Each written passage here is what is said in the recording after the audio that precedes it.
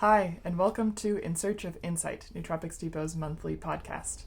I'm your podcast host, Erika, and sitting next to me is our product specialist at Nootropics Depot, Emiel. Hey everyone. Today, Emiel and I are going to be telling you about an exciting new line of products from Nootropics Depot, which is the Mushroom Magic Drink Mixes. And we're going to start by explaining to you what exactly is in these Mushroom Magic Drink Mixes and why we decided to make them. And we'll also tell you about the mushrooms that are in these drink mixes. We have full doses of lion's mane mushroom, of tiger milk Sclerotium, of Poria Sclerotium, and also Cordyceps mushroom. And these are all non-extracted, so they're in their full form. They contain a lot of beta-glucans and polysaccharides, which is really good for your gut. And we'll be talking a lot about our guts again. Our last episode, the immune function episode, talked a lot about our gut function, the microbiome. And I think this is a topic we'll be discussing more and more, and also getting more into these type of products, because 10 years ago, there wasn't a whole lot of discussion about how important the gut is for your cognitive function, the gut-brain axis, or how important your gut is for immune function or for inflammation and oxidation. But more and more research is coming out now, and we are realizing that one of the best ways to affect our health is potentially by modulating our gut microbiome first. There's a lot of stuff going wrong there, it seems like, and providing some of these beta-glucans and polysaccharides from the mushrooms in their whole non-extracted form, they act as prebiotics, and they can change the overall structure of our gut microbiome in a positive manner. And some of these mushrooms, and we'll get a bit more in depth about this later, like Poria mushroom contains triterpenes that actually have a beneficial effect on the diversity of microbes in our gut, and also the amount of those microbes in our gut, and that's great. We definitely notice those effects too, which is one of the reasons why when we're going through, and we'll be starting with the original Mushroom Magic Matcha, this is the first one that came out, we'll be taking one serving of this and splitting it between the two of us, because today we have 4 different flavors that we're going to go through, and one of the reasons why we're going to be splitting up a serving is because 3 of them contain quite significant amounts of caffeine. This one contains 75 milligrams, but once we get over to the coffees, those contain double that amount, 150 milligrams. So we don't want to overdo it with the caffeine. But more importantly, with that gut microbiome aspect in mind, they're great at 1 or 2 servings. But if you go way beyond that, the prebiotic effect can get a little bit intense. We are used to the effects. We eat a lot of fermented foods. We eat a lot of prebiotic fibers. So we're used to it. But even still, I think if I have like 4 servings of Mushroom Magic Matcha, I'm going to have a little bit of issues with my gastrointestinal system. But 2 servings I think is ideal, and goes to show just how powerful of a prebiotic type of supplement this can actually be. Absolutely. So before we get into tasting and trying these drink mixes and showing you how we make them and the different ways that you can make them and take them yourself, I always want to remind you that we love to interact with you when it comes to the In Search of Insight podcast. And we actually have an Instagram account now. You can follow us. It's at In Search of Insight. And we post little video clips from previous podcasts and also some sneak peeks from upcoming podcasts. And you can follow us along there. You can also follow us and interact with us on Reddit, and our Reddit is r/Nootropics Depot. There's so many different conversations being had about all kinds of supplements and nootropics there, about mushrooms, about new updates from Nootropics Depot, and you'll get a lot of activity and information and new research on our Reddits. So definitely check us out there for sure. Also, if you like these podcasts and you want to see more, please give us a thumbs up and let us know what you learned in the comment section on YouTube. You can even give us some feedback on the other streaming platforms as well, and we really appreciate all of that. Another thing that we're going to be doing today is referencing a lot of previous podcast episodes. We have a whole podcast episode on lion's mane mushroom, on tiger milk mushroom. We've talked about our caffeine supplements in the past, and our previous podcast episode was all about the immune system, and we're going to be revisiting some of that information in today's podcast. So if you feel like you want to get a little bit more information or a background on some of those specific topics, go back through our back catalog, take a look, and listen to some of those previous episodes. So I think it's time to get into it and taste these Mushroom Magic drinks. I'm excited because I haven't had one yet today. Same here. I did have a cup of coffee earlier, and we I did have take Poria mushroom. So yes. One of the things we'll be focusing on a lot in this episode is actually Poria mushroom, because we haven't covered Poria mushroom in much detail yet. We've carried it for a long time. I actually believe we are one of the only US vendors that has Poria mushroom. It is a very unique mushroom. It's hard to get a hold of. Previously, there was actually very little research on it too. So it has some really interesting effects, but we just weren't sure what compounds were producing these effects, what kind of effects they actually were on paper. But something remarkable has started to happen. Since about 2022, a lot of new research has started to come out on Wolfiporia extensa, which is the Latin name for Poria mushroom. It's also sometimes called Poria cocos or hulan in traditional Chinese medicine. And in traditional Chinese medicine, it's been used for centuries. It's a very highly revered mushroom, specifically for its effects on metabolic function, gut health, mood, even sleep. So there's some very interesting effects with Poria. It's so interesting that we've started taking it in our daily stack, and I will update my stack by the time you're seeing this. My stack is probably updated on Reddit, on that sticky post. If you know, you know. And I think for us personally too, 2024 is kind of the year of gut microbiome optimization, as far as I can tell, for myself. It's something we've been focusing on a lot, and the more I'm starting to enhance my gut microbiome health with things like Mushroom Magic Matcha and Poria, I'm noticing some really nice effects, just generally. Just my gastrointestinal system feels a bit better, but also cognitively and mood-wise. So there's some very interesting things around that, and I want to be incorporating more of it into my daily life, which is why I think these Mushroom Magic drinks are so interesting, because previously, as many of you might know, there actually aren't that many mushrooms in my stack, and I don't really know why this is actually, because the mushrooms are really interesting, and we eat a lot of mushrooms in our day-to-day life. And these whole mushrooms, they feel kind of subtle to me in isolation, and I think because of that, I've never been able to truly figure out a way in which to incorporate them into my stack where they're genuinely useful. I know for some people, if they take lion's mane or cordyceps, they have these huge effects from it, and I think that's great. I'm just not one of those people. Erika responds a bit stronger to the mushrooms. Definitely. For example, the red reishi we've had in our stack for a while, and that one I can definitely feel. But I'm specifically interested more in taking larger amounts of unextracted mushrooms, because they contain more beta-glucans and because they contain more polysaccharides, and those can be very important prebiotics.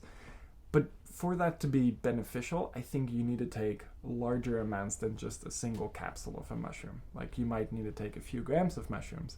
And in capsule form, that gets a bit cumbersome, because we can fit about 500 milligrams maximum in a capsule. So that means if you wanted to take 2 grams or so, you would have to take 4 capsules of whatever mushroom you're interested in taking. Which, in Mushroom Magic Matcha, you don't have to take 4 capsules. You just put a scoop in whatever beverage you want, shake it up, stir it up if it's a hot beverage, and you're good to go. And now you're getting, let's see, so we're getting 500 milligrams of lion's mane, we're getting 500 milligrams of cordyceps, we're getting 500 milligrams of Poria, so we're at 1500 milligrams, and then 150 milligrams of tiger milk mushroom. A little bit lower of a dose of tiger milk mushroom, and that's mostly because of the effects. We'll talk about that a little bit later too. But in this blend, 150 milligrams of tiger milk was perfect. The full 300 milligram dose was a bit too much, and it's probably because of the synergism. But it means you're getting 1650 milligrams of mushrooms, so a bit less than the 2 grams I was quoting earlier, but still significantly more than taking a single capsule. And I personally like to keep my capsule stacks as trim as possible. I don't want to be choking down 150 capsules a day like someone like Joe Cohen, for example. I would rather then put some of that in a drink. And speaking of that, let's get started with this Mushroom Magic Matcha, because Absolutely. I'm actually craving it. And that's Me the too. interesting thing. When we were first developing these, we thought, okay, we need to get the effects right. We are an effects-based company. We don't want to sell you just a nice, tasty drink. We want to give you a beverage that has a very nice functional effect. But a lot of us are also kind of food nerds and coffee nerds, beer nerds, whatever. So for us, flavor is really important too. So first we dialed in the effects, then we dialed in the flavor. And I think we did a really good job. If matcha is your thing. If matcha is not Absolutely. your thing, then maybe you're not going to like this all too much. We have But few... it's okay. There's some other options for you. Exactly. Yes. That's why we're coming out with new flavors now. So the same mushroom blend is going to be in all of these different flavors. But the main thing there is you want them to be functional for your lifestyle. So if you don't like matcha, you shouldn't be choking down what for you is a disgusting tasting beverage. For Erika, she loves matcha. Yeah. So this is a great one for you. I also really like matcha, so this is a good one for me. But I actually like coffee a bit more. So for me, it's actually nice that we now have a coffee. For sure. But One thing I want to mention before we get even further is that you said something totally shocking a little bit earlier. You said the word scoop. Oh, yeah. And this is our first Nootropics Depot product that actually contains a scoop. And there's a really good reason for that. And the first reason, which is quite obvious, is that scoops are easy. Scoops are easy to use. You just fill up the scoop to the top and you put it in your cup, and then you know you've got the right amount of the beverage. But the reason why we haven't used scoops in the past for other products is because scoops are not always accurate, especially when you're dealing with high concentrations of extracted substances. And sometimes that can even be dangerous, especially if you are one of those overzealous people who like to overfill your scoop. If that was the case and we gave scoops with other powdered products that are quite concentrated, that could be a recipe for disaster. And so we have been vehemently against using scoops in products for the entirety of Nootropics Depot's existence until now. And like Erika said, the main reason for that, you explained it as a high concentration of compounds, which I agree with that. But the more important thing perhaps is the dose. So again, that definitely plays into the high concentration of compounds. But for example, we have a high concentration of beta-glucans here, but that doesn't necessarily mean that the dose is very low. Yeah. But for example, with tetrahydromagnolol, it's a potent compound. It's quite a pure, it's just pure tetrahydromagnolol, and the dose is 20 milligrams. So if you're doing a scoop, a 20 milligram scoop is tiny, and if you actually have a level 20 milligram scoop, or if you have a heaping 20 milligram scoop, a heaping 20 milligram scoop might be more like 50 milligrams, and that's a problem. With this one, it's a bigger scoop, it's a larger amount of powder, so it's not going to be 100% accurate every single time. If you were to take this scoop and put it on a scale, there'll be variation between each scoop. How you pack it in, if it's a bit overflowing, if it's completely level, maybe there's a bit of air in the scoop.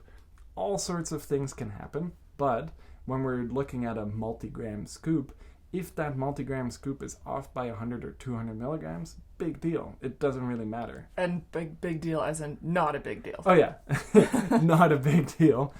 Because who cares if the dose is 5 grams or so and it's actually 5,100 milligrams. It doesn't really matter.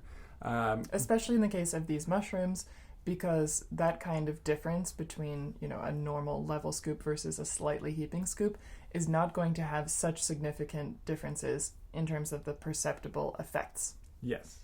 And if you do want to be very... so we do list the milligram amounts. I was saying 5 grams. 5 grams is more for some of the other ones we're going to be talking about. Mushroom Magic Matcha is a bit more concentrated. So it's 2,715 milligrams. Is contained in each scoop. Is contained in each scoop. So if you did want to be very accurate, then we would still suggest take the scoop and kind of measure out exactly 2,715 milligrams. Yeah, on your Nootropics Depot scale or another accurate milligram scale. The Nootropics Depot scale, it might get a little bit hard because there's so much powder. It's quite fluffy, and I would say for most, especially with the standard weigh pen that we have with our scales, I would say you shouldn't really be measuring out a whole lot more than 1,000 milligrams, because then powder will start flowing over, it will get on your the actual scale, and then it's quite easy for powder to get into the sensor and mess things up, and then your scale is ruined. So again, with scales, our scale is a milligram scale. It's accurate down to about plus or minus 1 milligram. I definitely wouldn't trust it much if you're measuring out really, really small amounts, like 5 milligrams or so. It will still probably work, but you're getting kind of into the limitations of the scale at that point. To give a good example, when we're measuring out like 1 milligram amounts in the lab, we're using a scale that costs $45,000. So having a $20-ish scale versus that, there's a big price difference. So it's very accurate. It's very accurate in the doses that we're measuring out for the majority of our products, and it's not great for measuring out larger amounts of powder. For that, you could use the extra large weigh pen.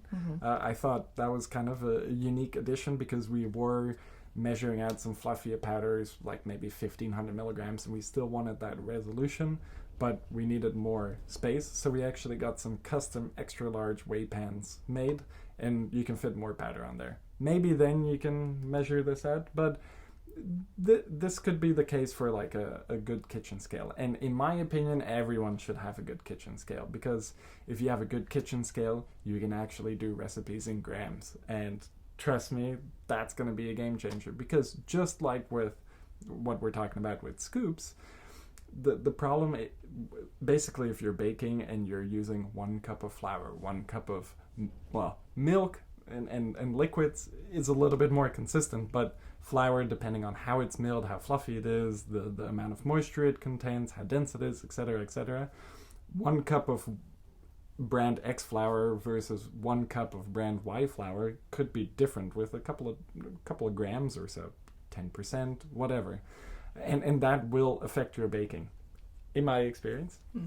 So I like to use a scale for all of my baking, all of my cooking, and for coffee. So, in my opinion, if you're serious about cooking and nutrition and things like that, you probably already have a scale with about a 0.1 gram resolution.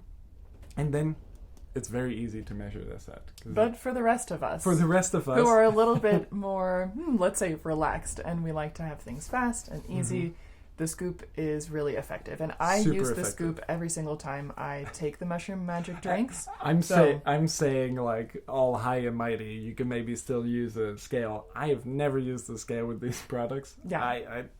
We've calibrated these scoops, so it's not like we just threw a random scoop in there and said, hey, have fun with it. It could be like 2,000 milligrams, it could be 3,000 milligrams. It's going to be accurate because we actually measured the scoop out on one of those really expensive scales that I was telling you about. I do have a question now, which we can answer a little bit later as we get into tasting these drinks, which is, are the scoops all the same size? And if they're not all the same size, a little note, something to keep in mind. If you're someone who wants to order multiple of these drinks, let the scoops stay in their given jar. They're all very different. So, for example, the scoop in Mushroom Magic Matcha is 2,750 milligrams, and it's quite a small scoop. But if you go up to the Mushroom Magic Cocoa, which we made with very nice tasting Ghirardelli cocoa, the scoop is actually 16,675 milligrams. So, almost 8 times more than this. So, if you were to use the Mushroom Magic Cocoa scoop in your Mushroom Magic Matcha, you're going to have a pretty bad time because you're going to get way too much caffeine from this. So we have included scoops in these drinks because it makes it really easy to use and it makes it nice and convenient, especially when you're drinking these on the go or in the morning. But you do need to be mindful that the doses between these different drink mixes are also different. So just wanted to make that super crystal clear. Now I do think it's time we need to drink some of this. Yes, let's get started. And for the first one, I like drinking the Mushroom Magic Matcha cold personally. Mm-hmm. And I like drinking with milk. So if it's okay with you, we'll start with a kind of iced Mushroom Magic latte. Yes, definitely. One thing I really loved about the Mushroom Magic Matcha when I first tried it was the combination of the matcha flavor and the flavor of the mushrooms. I find that the mushroom flavor actually brings a sense of umami and a richness to the matcha, especially when it's combined with milk. When I first tried this Mushroom Magic Matcha, I think I tried it cold, and I do like the cold drinks, although I personally like to take this one hot because I usually bring it with me to my music practice studio, which is quite cold, so I end up just making a hot tea for myself, and that warms me up, and then it's also nice in flavor, nice to drink. Yeah. So here's a good tip. See how that's kind of, you can probably see it on the camera, it's a little bit heaping. If you kind of tap it like that, the heaping powder will fall off if you're just tapping it like that on the side. And another nice thing that it does is if there are any air pockets, like I was saying, when you tap it, you tap out those air pockets. So in my opinion, this is now a perfect scoop. It's going to be exactly the amount that we need. So if you're doing warm beverages, it's really easy to just pour the water in and then let everything dissolve. Quick tip though, it is nice to make a little bit of a concentrate at the bottom of your mug, especially when you're using hot water. So I like to put the powder mix into my mug, pour a little bit of hot water to the point where I can make a bit of a paste. I use a spoon or a fork to mix it up so that all of the powder is hydrated with water, and then I pour the rest of my water in. But in the case of a cold liquid... And for a hot liquid, I think that's the best way to do it, and you actually get the smoothest kind of texture. But for a hot beverage, if you're using very hot water, you can just mix it up with a spoon. Just pour all the water in and a scoop of it and mix it up, and it will mix up pretty much perfectly most of the time. If you do that with cold water, absolutely no way. Then you definitely have to make the paste, or you have to shake it up. And in my opinion, the shaking is nice because it adds a bit of air and texture into it too. So if you're doing cold, I would recommend shaking. If you're doing hot, don't shake, because if you take this jar and you put hot boiling water in it, and then you put the lid on and you shake it, that air in here is going to expand, and by the time you open it, you might have a spray of hot liquid over you. So I wouldn't recommend doing that. For the hot beverages, just stir. For the cold beverages, you can shake. And I'm shaking in an old jam jar or something like that. I like it. It's easy, and then you can just drink straight out of here too. But if you have a shaker bottle, that's a better way of doing it. So when I make the Mushroom Magic Matcha drinks, I don't actually measure the liquid that I put in, because the part that I care about measuring is the actual drink mix itself. And in this case, we're also not going to measure the milk. No, but I know that this whole jar holds 500 milliliters of liquid. So this is about 250 milliliters. And that's kind of what we recommend. So a cup. We're using full cow's milk in this case, but you can also use any milk alternative that you like. I think oat milk would be really nice with this, or almond milk too. It definitely gives the drink a bit more of a rich flavor, and I think it's also tasty with water, but I really do like to drink the Mushroom Magic Matcha with milk when it's cold. And especially some of these milk alternatives definitely do it as well. Like a good oat milk will foam up nicely, but the proteins in milk foam up really nicely, so you'll see a lot of really nice foam on this. A little bit of cocktail shaking.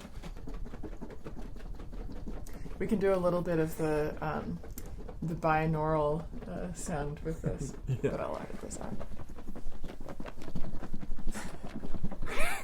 Emil's making sure our Mushroom Magic Matcha is fully shaken up and hydrated, which is great. And see, it expanded all the way with all of that nice, delicious foam. Also, in case you are hearing the nice springy weather that we're having outside, it's quite windy and rainy, and I think it adds a little bit of a nice atmosphere in the background of the podcast. Hopefully we'll be getting some nice, relaxed, dry weather at some point, but we are in the Netherlands after all, so... Ooh, that looks really good. So I'll give myself some of that foam on top too.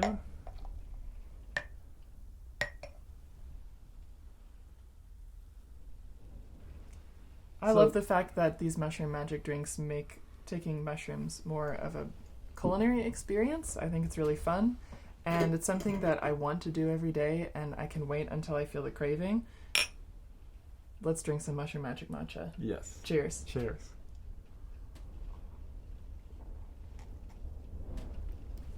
Yeah, it tastes great. Tastes really good. And we put a bit of stevia in here, but good stevia. So this is something that no one really knows, but a lot of the stevia on the market is really bad stevia. So it's not great extracts. You're actually not really allowed to sell just stevia leaf even per FDA rules. It has to be standardized to riboside A, which ours is, and it's a very pure riboside A. And a lot of people on our team were kind of apprehensive about stevia.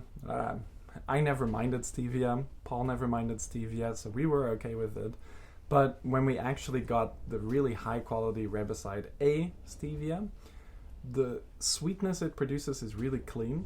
There is still a little bit of that slight hollow sweetness, a slight lingering sweetness that some people don't like, but it's way less than normal stevia, and it's a really small amount, and I think that extra bit of sweetness really adds to the overall flavor profile. And that stevia in milk is really interesting because stevia seems to enhance the sweetness of other sugars. So in milk you have lactose, of course, and that's quite sweet. So the combination of lactose and some of the fats and proteins in here together with the Mushroom Magic Matcha with the stevia produces a really nice overall flavor profile, in my opinion. A bit nicer than if you do it with just hot water or cold water, but it's really nice like that too. And there you can play around with it a bit too. Like you can put a bit of lemon juice in to get a little bit more acidity and a bit more freshness. There's a lot of directions you can take with it. But I personally really like it in milk, which is also one of the reasons why we don't have it with us right here. Maybe it's out by the time this podcast is coming out. We're pre-batching this one a little bit, so it's a bit earlier. So hopefully all of these flavors that we're talking about are out by then. If not, now we have some nice teasers of what's going to come, but I'm assuming they'll be out by now. But we will have a latte version of the matcha, and we do have today a coffee latte version, which has a coconut creamer in it, and tastes really nice, and we've done the same for matcha. So if you're like me and you really like drinking it with milk, but you don't want to mess around with bringing some milk along with you on the road, and you just want to be able to mix it with water and still have that latte type of experience, then you will be able to do that pretty soon with the Mushroom Magic latte versions. Coffee is hopefully out. Maybe the matcha is out too at this point. Nice. Okay, so now that we've drank a little bit of the matcha, I think we should talk about the mushrooms that are in these drink mixes, and I think we should also talk about the effects that we experience from drinking our first couple of sips. Yes. So, it's going to take a while for it to really kick in for me, especially at this half dose. But one really interesting thing, and Erika has noticed this, I've noticed it, and Paul has noticed it. Even though this only has 75 milligrams of caffeine, well, half of that for each of us now, but if you were drinking this normally, you're getting 75 milligrams of caffeine. That's about half the amount of caffeine that's in a cup of coffee. But it feels really stimulating. Smoothly stimulating, like not over the top, but there's definitely something synergistic going on with the matcha and the caffeine. And I've noticed this before. If I combine, for example, our caffeine L-theanine with a dose of EGCG from our green tea extract, then the caffeine L-theanine works better.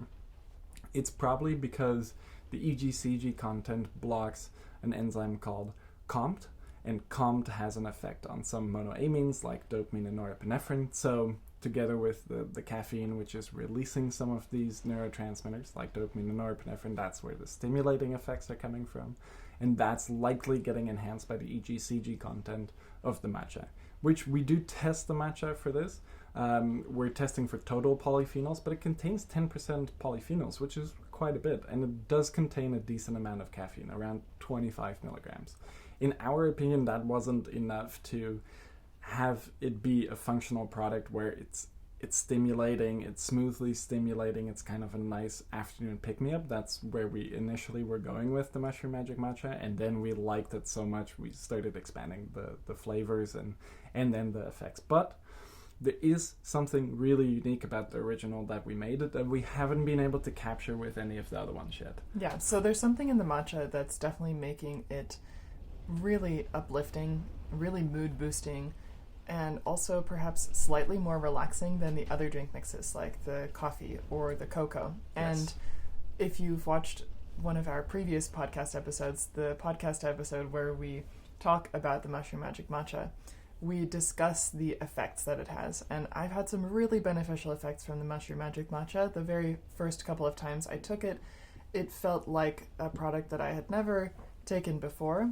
a perceptible benefit that I had never experienced before, which was a really, really strong mood boost, motivation, focus, and just in general feels like everything is lighter. My outlook, my attitude, even physically, everything just feels like it has this lightness to it. And I haven't taken L-theanine in a very long time, and I am not someone who takes the EGCG from green tea extract, but I have had really beneficial experiences with both of these products in the past.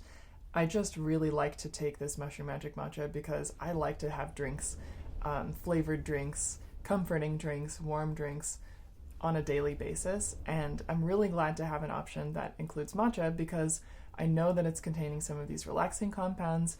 I really like matcha tea in general, but to have matcha that actually brings some extra benefits from the mushrooms is like the perfect drink mix for me. And I think that green tea experience that you get from this Mushroom Magic Matcha, the relaxation, the mood boost, that focus, you can definitely compare this to other green teas if you're somebody who drinks like sencha tea or jasmine tea, things like that. This matcha has a similar kind of experience.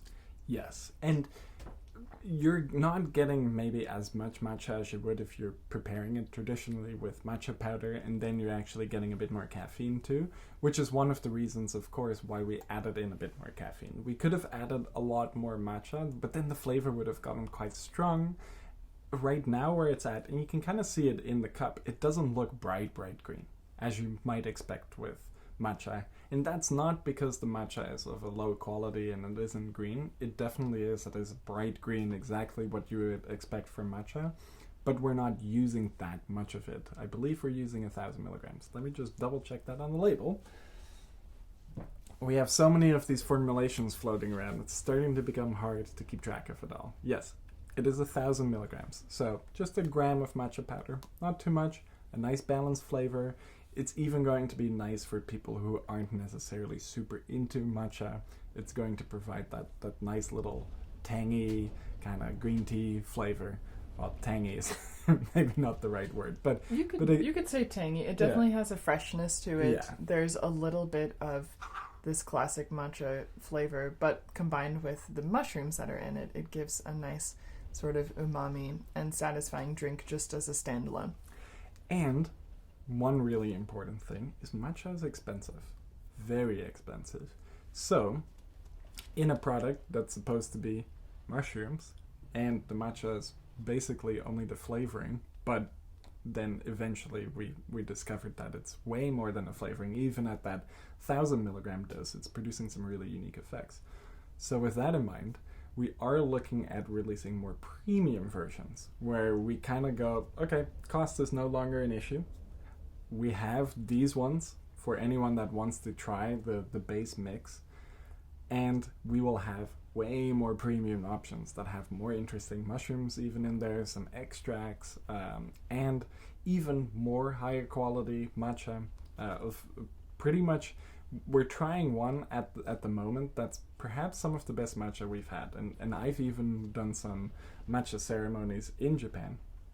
And that was just a whole experience in and of itself, because it's more than just the flavor of the tea. It is how it's prepared and where you're drinking it. But even having tasted some of that, this matcha powder that we're getting in now, which is coming from Japan and it's being produced through stone grinding and all of that, it tastes really, really excellent, but it's super expensive. So it will have to go into our more premium option, where we'll also put more of the matcha in there. So for everyone who's looking for a more traditional matcha experience, a much more pronounced matcha flavor, and the knowledge that you're getting an even higher quality matcha at a cost, of course, then that will be a nice option for you. But one thing to quickly address here is ceremonial grade. So when we released this product, everyone kept asking us, is this ceremonial grade? Because we didn't put it on the label. And even when we come out with the really high quality matcha, we won't be putting ceremonial grade on there. Probably. I may be saying that a bit too confidently. It might be smart for us to put ceremonial grade on there for the marketing wording. But there really is no ceremonial grade certification process. So if you look, for example, at Parmigiano Reggiano, there is a DOP type of standardization or a certification program where the Parmigiano Reggiano has to come from a certain area, be aged a certain amount, use this type of processing methods and this type of milk, etc. And then you know, okay, this is something that I want to pay a lot of money for because it's certified. I know exactly what I'm getting. When it comes to ceremonial grade, you could take the cheapest, worst matcha on the planet and you can call it ceremonial grade, and no one's going to have an issue with that because there's no certification process. There's no one in Japan sitting around going, okay, there has to be these kind of markers and then it's ceremonial grade. You can call anything ceremonial grade. So if you're looking around at products especially that are cheaper than Mushroom Magic Matcha, and they're claiming it has the highest quality ceremonial grade matcha on the planet in it, it's probably a lie because here I go even saying it, but these higher levels of matcha are very expensive. So if you're getting it in a mushroom blend and it is oddly cheap, perhaps then it's probably not very high quality matcha and someone's just calling it ceremonial grade.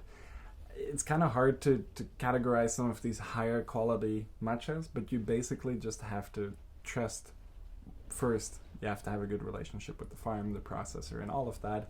And then you also have to trust your taste. And that's something we've tasted a lot of different matchas now, and we can definitely tell that there are quality differences. Like the matcha powder that's in our current Mushroom Magic Matcha is of a very high quality, and it doesn't have any offensive flavors, but it doesn't have any complex floral nuance type of flavors that you can get with the higher quality stuff. But how important really is that?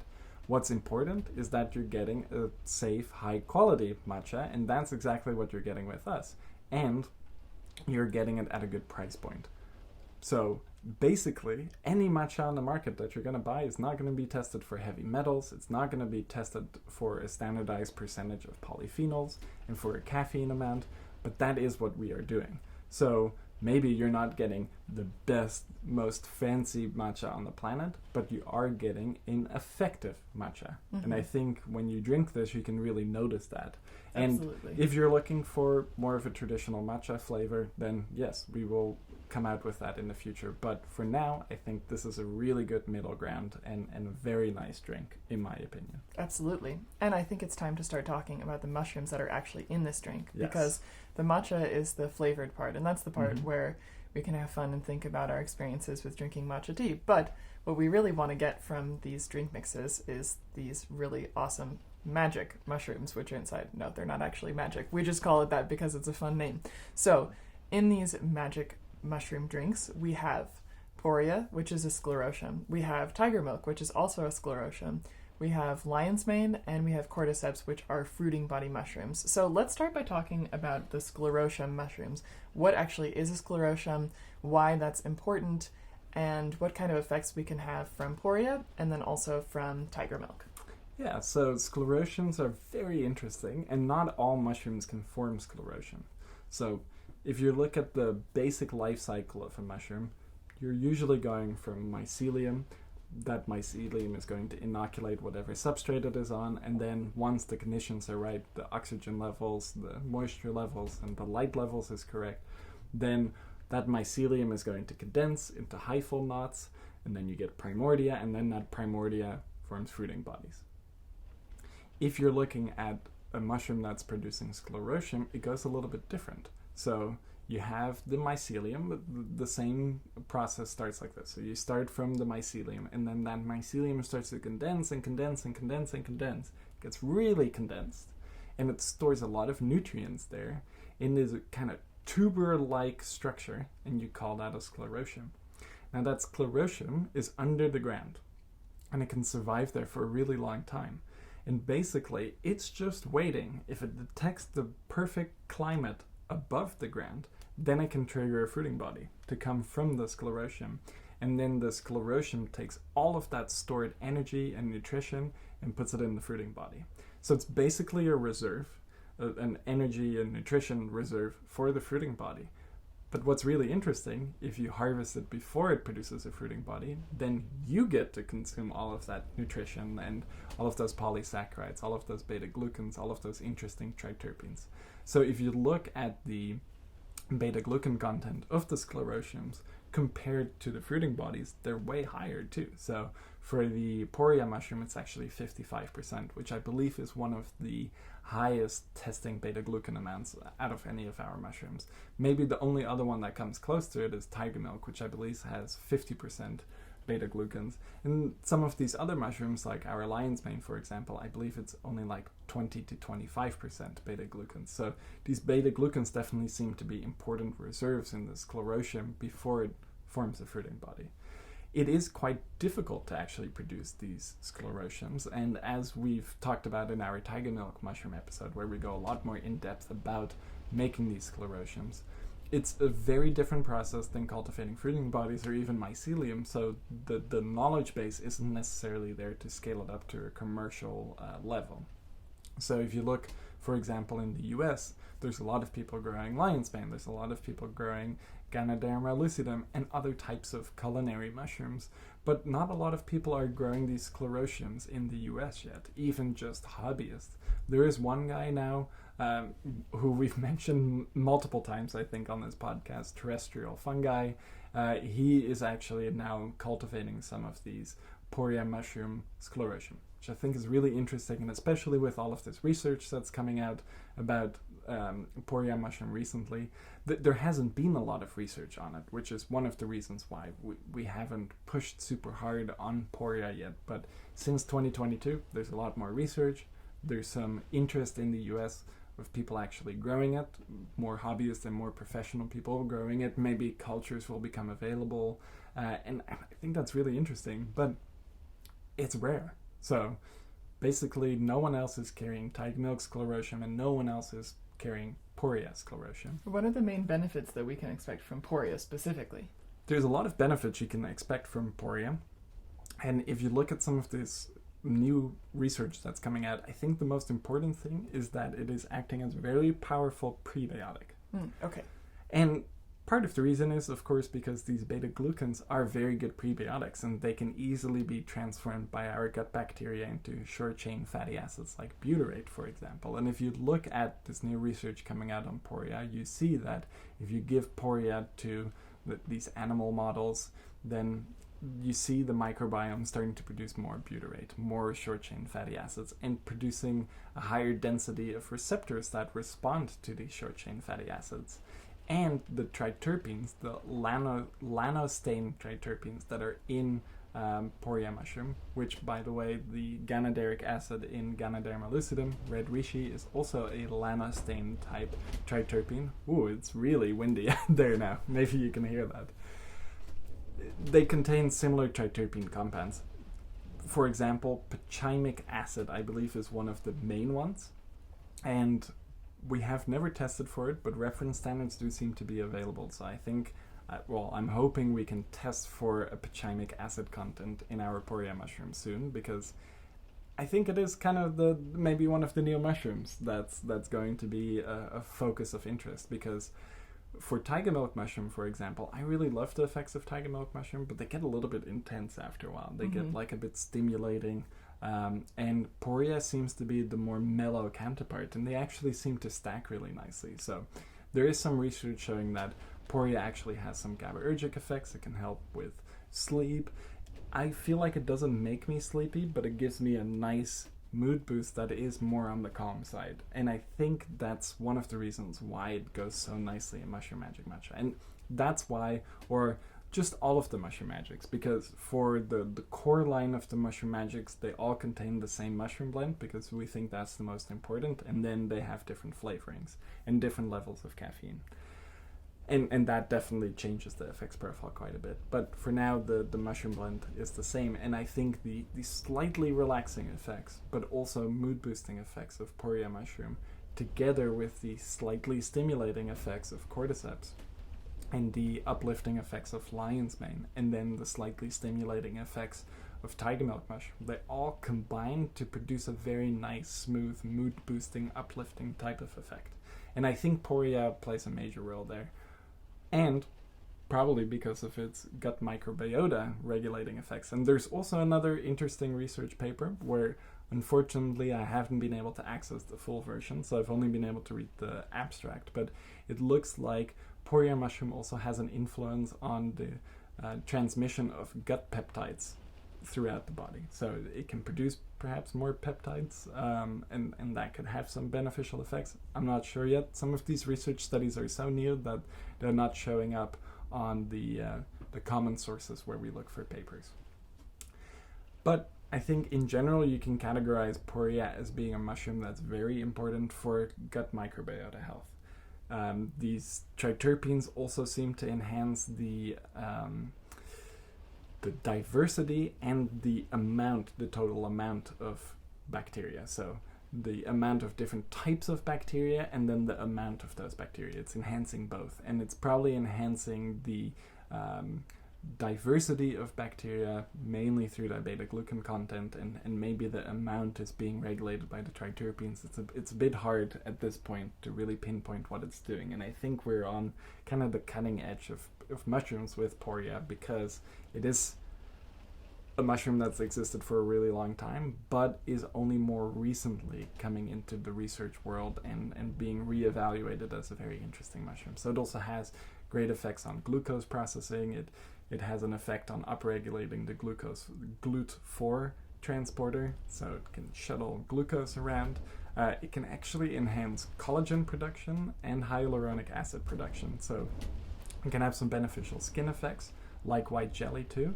And like white jelly, it also seems to be a SIRT2 modulator, which also has interesting effects when you consider it with NAD+ and that whole system. So, and then it seems to enhance BDNF levels and levels of different neurotransmitters. But again, we're still in the beginning stages of Poria research, but it seems to be some really interesting stuff going on.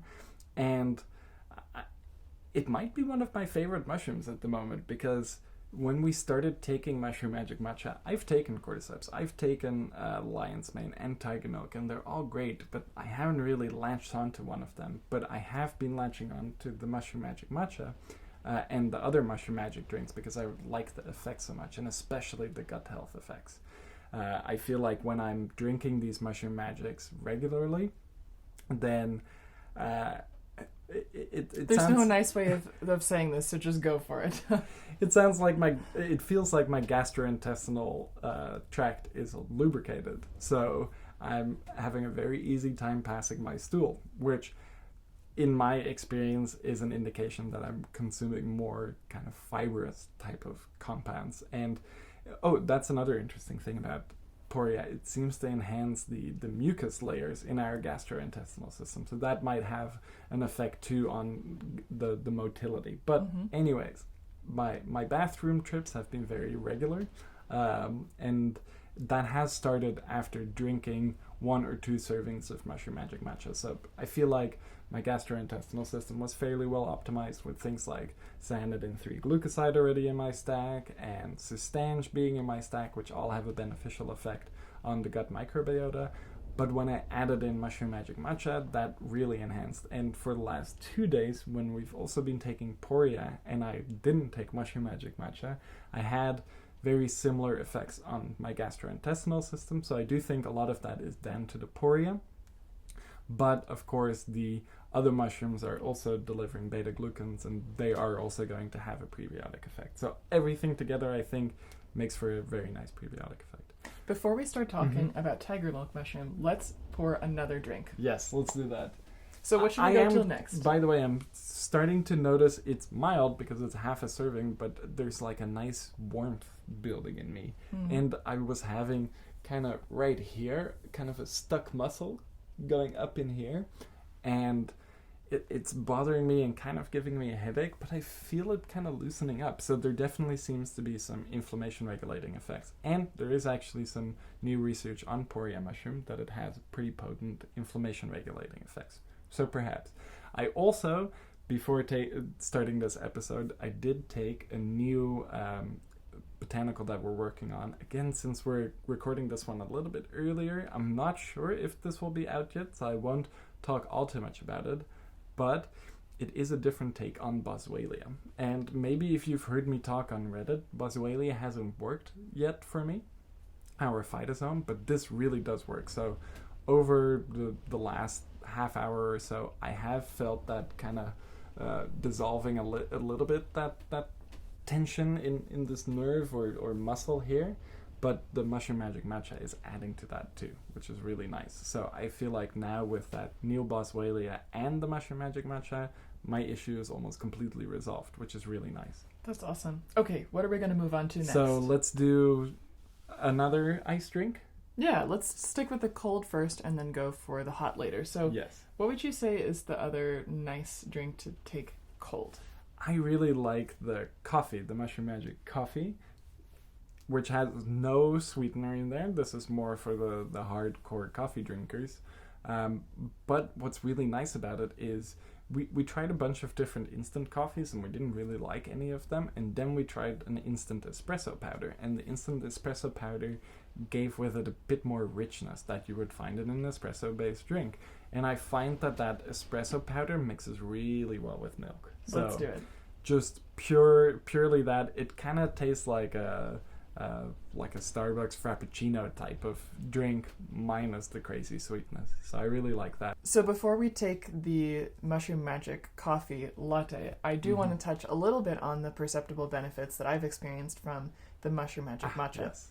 And I talked about this in a couple of podcasts previous to this one.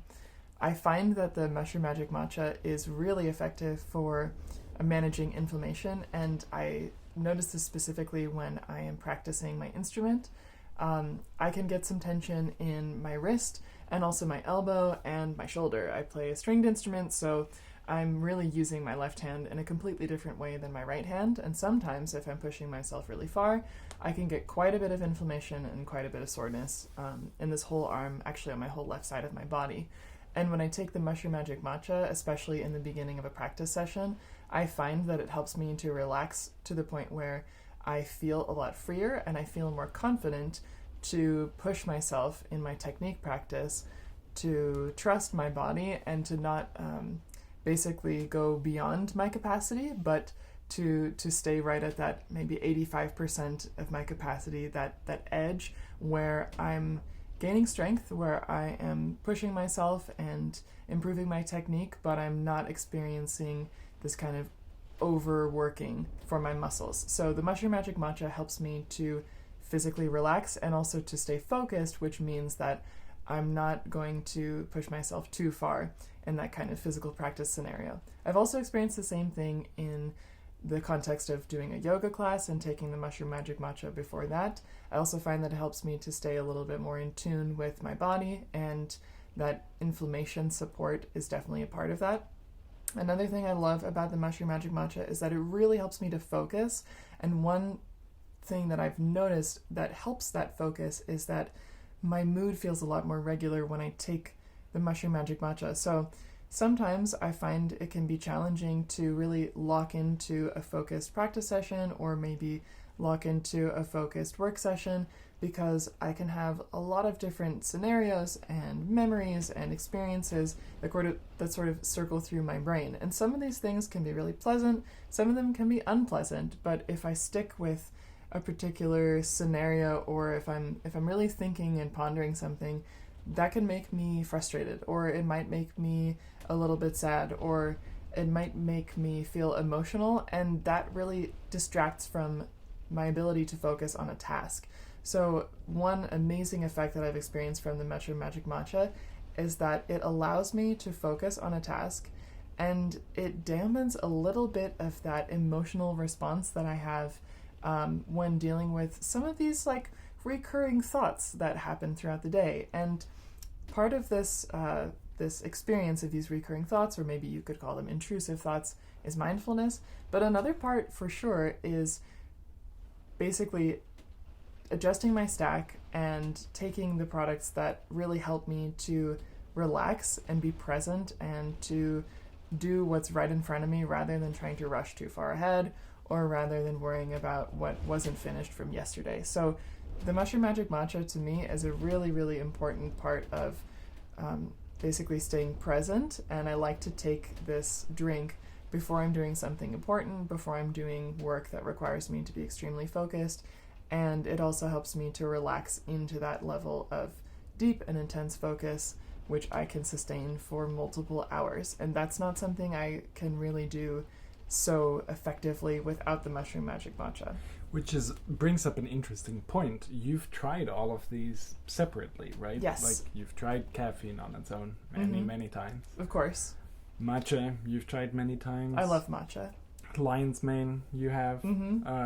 Poria, you haven't. I think No, you've not so never much. tried that one in isolation, No. but you are now. And would you say you had those same effects with Poria earlier in the day? I definitely had some of that uplifting effect. I think that my focus was slightly enhanced. I think that I was a bit more physically relaxed, but that experience, that perceptible benefit of just the Poria by itself, is definitely milder when compared to the Mushroom Magic Matcha, just the blend overall. I think the blend itself, there is something which does feel kind of magic to me about it, and that's because it's been really effective for me, and I'm taking it on an almost daily basis at this point. Yeah. And again, Tiger Milk, you also have a lot of experience with, and I think that also didn't necessarily give you those effects. And no, it's the same for me. I've tried all of these out in isolation, and of course also when we were formulating it, I've tried all of them out in isolation. And when you combine everything together, something magical happens. Of course, there's just nice synergies happening between everything, and we don't fully understand what exactly is happening. But it is very interesting, and I think one of the things that makes Nootropics Depot oftentimes very unique is that we formulate products based on a human approach, which is trying it on ourselves and going, okay, this tastes nice, I want to use this. This has a nice effect, I want to use this. And once we have that dialed in, we have a nice product for ourselves. Because as you can see, we are actually using these products. So we're also formulating these products for ourselves, and we want them to feel nice. So whatever synergy is happening here, we crafted that by combining lots of different mushrooms. And by letting a lot of different people try these mixes out Yes. before we actually came out with the product. And that's a part of the process that you don't see, and maybe you don't hear about it quite as much, but Emiel and I always take these products before they end up on the Nootropics Depot website, because we're testing them for their perceptible benefits, their flavor, what the dosage feels like, and we also share these products with family members, other people in the office at Nootropics Depot. So we get a lot of feedback before they actually reach you. And that's a really interesting point to mention. When we're doing these beta testing runs, usually it's a small group of people that are actually interested in trying them. But now that it's a nice, tasty drink, pretty much everyone in the office wanted to taste them. So we had way more testers than we normally would have, which is kind of interesting that a lot of people, even some of the people who work at Nootropics Depot, are kind of apprehensive about supplements, about taking pills. And I know for our family members and friends, it's been the same. But you give them a drink, and something changes. So I remember years ago, I was trying to get my mom a supplement that would help her with relaxation a little bit, but she didn't necessarily want to take a pill because she'd been taking pills for various medical things, and she doesn't really like taking that. So I then gave her a jar of lemon balm powder and said, hey, it's like a tea. You just put it in some water, you mix it up, it tastes kind of pleasant and has a nice calming effect. And that's actually what got my mom into supplements. So I think because after she was okay with it, and it's a nice way of incorporating this and lemon felt balm. how effective it And was. but especially after she felt how effective it was, and she realized that she wanted to keep using this product, then it became a little bit inconvenient to be measuring out the lemon balm powder every time, and she switched to capsules. And then she started taking other things like curcumin and fish oil for various aspects. But it's that drink that got her into it. And here we're seeing the same thing. I think even a lot of people who work at Nootropics Depot who haven't necessarily had that connection with the supplements they're working with on a daily basis, now all of a sudden this whole new world is opening up for them because they're these nice tasty drinks. And that's one of the reasons why we wanted to come out with the Mushroom Magic line too. We started as a company that was on the very cutting edge of designer compounds and things like that, and then very niche herbal extracts like cognans, things that are not very interesting to the average person. But a nice drink, everyone can get behind a nice drink, and everyone can get behind some nice mushrooms now. So we really also released this one as more of a lifestyle product where we can take them ourselves and where we can introduce others to the world of supplements through a nice drink. And I think if you're, for example, one of your family members, they're having a bit of inflammation and you want to get them a supplement, but they're not very interested in taking, for example, a pill or a capsule, then one of the Mushroom Magics can be really nice, especially if it can replace, for example, their Keurig coffee, which in my opinion is garbage. Don't sue me, Keurig, but it kind of tastes like unextracted coffee to me. And I think this Mushroom Magic coffee is just as convenient, tastes really nice, in my opinion tastes better than a Keurig K-Cup. You're getting a measured amount of caffeine in every serving, and you're getting full doses of mushrooms, and it's not that expensive. It's cheaper than going to a cafe and getting a cup of coffee. So I think that brings up a really interesting point. If you have a family member who's drinking Keurig K-Cups, maybe this is a nice gift to give them at some point, which is another interesting thing. We like to give sometimes the gift of supplements, but it's kind of weird to just, hey, here is a bottle of caffeine L-theanine capsules, have fun with it. But if you give someone a drink, it's more festive, it's more special, and also for yourself, it's more special. And you've introduced a lot of your musical colleagues to supplements through Mushroom Magic Matcha now, because some of them were also apprehensive, but then you're like, hey, we're at my studio now, we're having a nice session, I'm gonna have a serving of Mushroom Magic Matcha, do you want me to brew you up one too? And it's been successful. For sure, it's been really successful, and it's also fun to be able to share supplements with people in a format which feels more familiar and more comfortable. And especially in the beginning of a practice session, we always chat, we always get on the same page, we catch up, and we always drink a cup of coffee or a cup of tea. And in this case, the tea packs even more of a punch and helps us get on the same page and be focused and relaxed. And that can really help just kind of loosen everybody up and make it really fun to get started. So if you have friends or family members who have asked you questions about your supplements, or people in your life who are particularly interested in mushrooms, the Mushroom Magic Matcha could be a really nice drink that you can try and that you could also share with them, because it's approachable, it's tasty, the effects that you experience from the Mushroom Magic Matcha are really nice, they're perceptible, but it's not too strong, and I've had some good experiences with sharing it with friends. So this can also be a nice way to maybe spread the word about supplements with people who might be a little bit skeptical but are open to something that comes in the form of a tasty drink. Speaking of which... That being said, though, your friend who did try the Mushroom Magic Matcha recently was remarking on how potent the effects were. Yeah. Which I find interesting, because for me it's kind of subtle, but perhaps for other people, and for you too, like the effects are a bit more punchy. For me, if I want those punchy effects, I have to move on to the coffee, which we can make now. Yes. So we're going to make the Mushroom Magic coffee, which contains an espresso and mushroom mix. Espresso powder, like a instant espresso. Basically, they kind of made espresso and then they dried it out. But that gives, there's also different roast, of course, with espresso.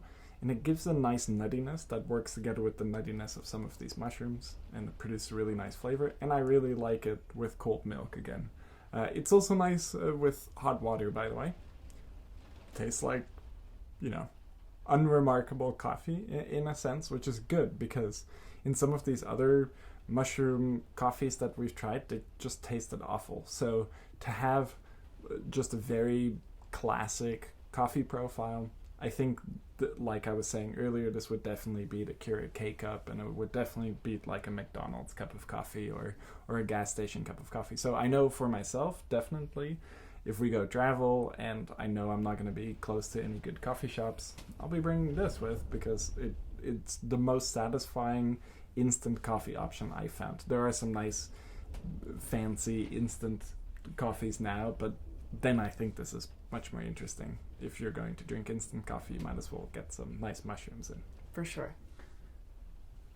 And yeah, I think it tastes really nice with some milk, and just normal too. And again, I would say careful with your scoop, because on the back of the scoop, a little bit of that product can start to build up. So but when you tap it, it falls off, and the rest falls off, and now you have a perfectly level scoop.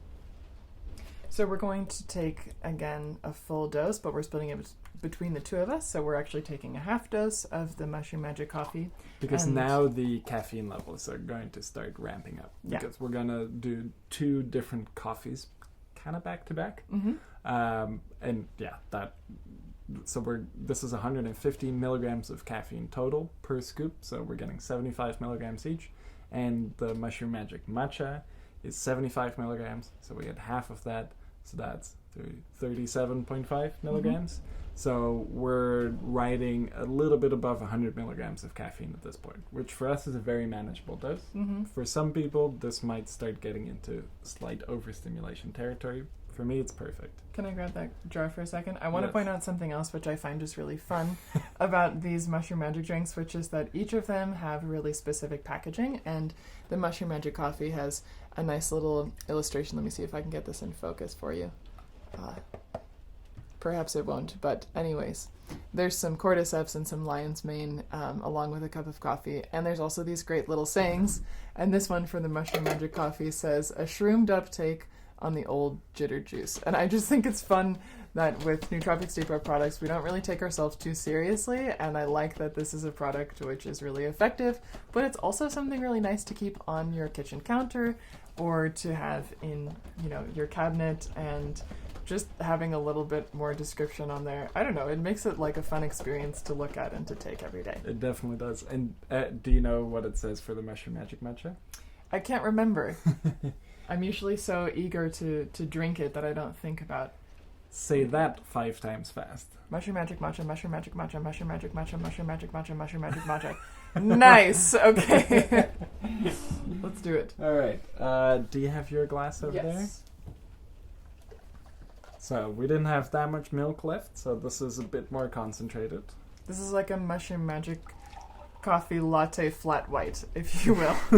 Or almost a macchiato, a real macchiato. Yeah. Not whatever Starbucks macchiato. caramel macchiato. That is not a macchiato. I don't know where they came up with that name. No, but if you were really wanting to go like ultra luxe Starbucks style, you could add caramel or cream or honey to these drinks, and then you would have pretty much a Starbucks Frappuccino like you would get in those bottles from the gas station. Or but you don't even have to, because we are planning on doing seasonal flavors. So, maybe in the fall you might have a Mushroom Magic pumpkin spice latte. Ooh. OMG. I can't wait for that. Cheers. Cheers.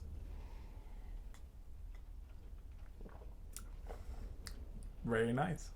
Very nice. You definitely get more of the umami flavor of the mushrooms in the coffee drink for sure. And again, this was a little bit on the concentrated side for me. So there's more bitterness, but it's really nice. Is there sweetener in this? There isn't. Okay. So the mushrooms with all of those polysaccharides that are in there, they do taste slightly sweet. So it's not going to be as non-sweet as a pure black coffee, but there's no sweetener in it. So it's also not going to be a sweet cup of black coffee if you decide to do it with just hot water. I haven't tried this one with just water, but I can imagine that it's going to be more similar to a regular cup of coffee rather than like a latte experience. We're having it with milk, so it does taste a little bit like almost like a Vietnamese style coffee.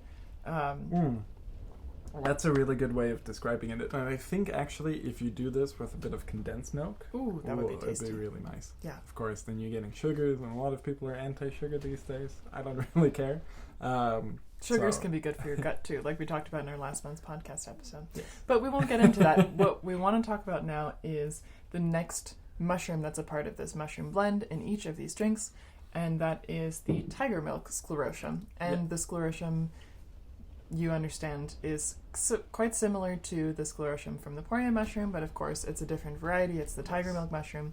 We actually have a whole podcast on tiger milk, and we talk about the Sclerotium and how it grows, and you can revisit that. I'm going to link all of these podcasts and references in the description of the YouTube video and on all of the streaming platforms, so you can check it out.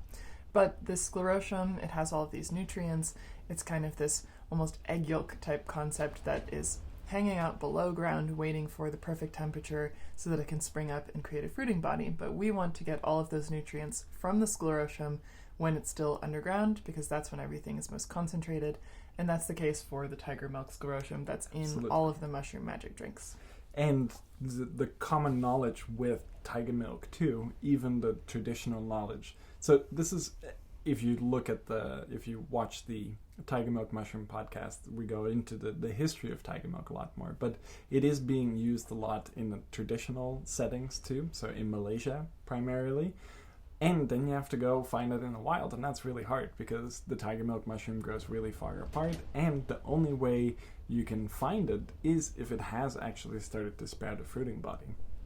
But the bigger the fruiting body, the less nutrients are left in that Sclerotium. So if you want to find the best wild tiger milk mushroom, you have to find it when the fruiting body is as small as possible, and that makes it even harder to find.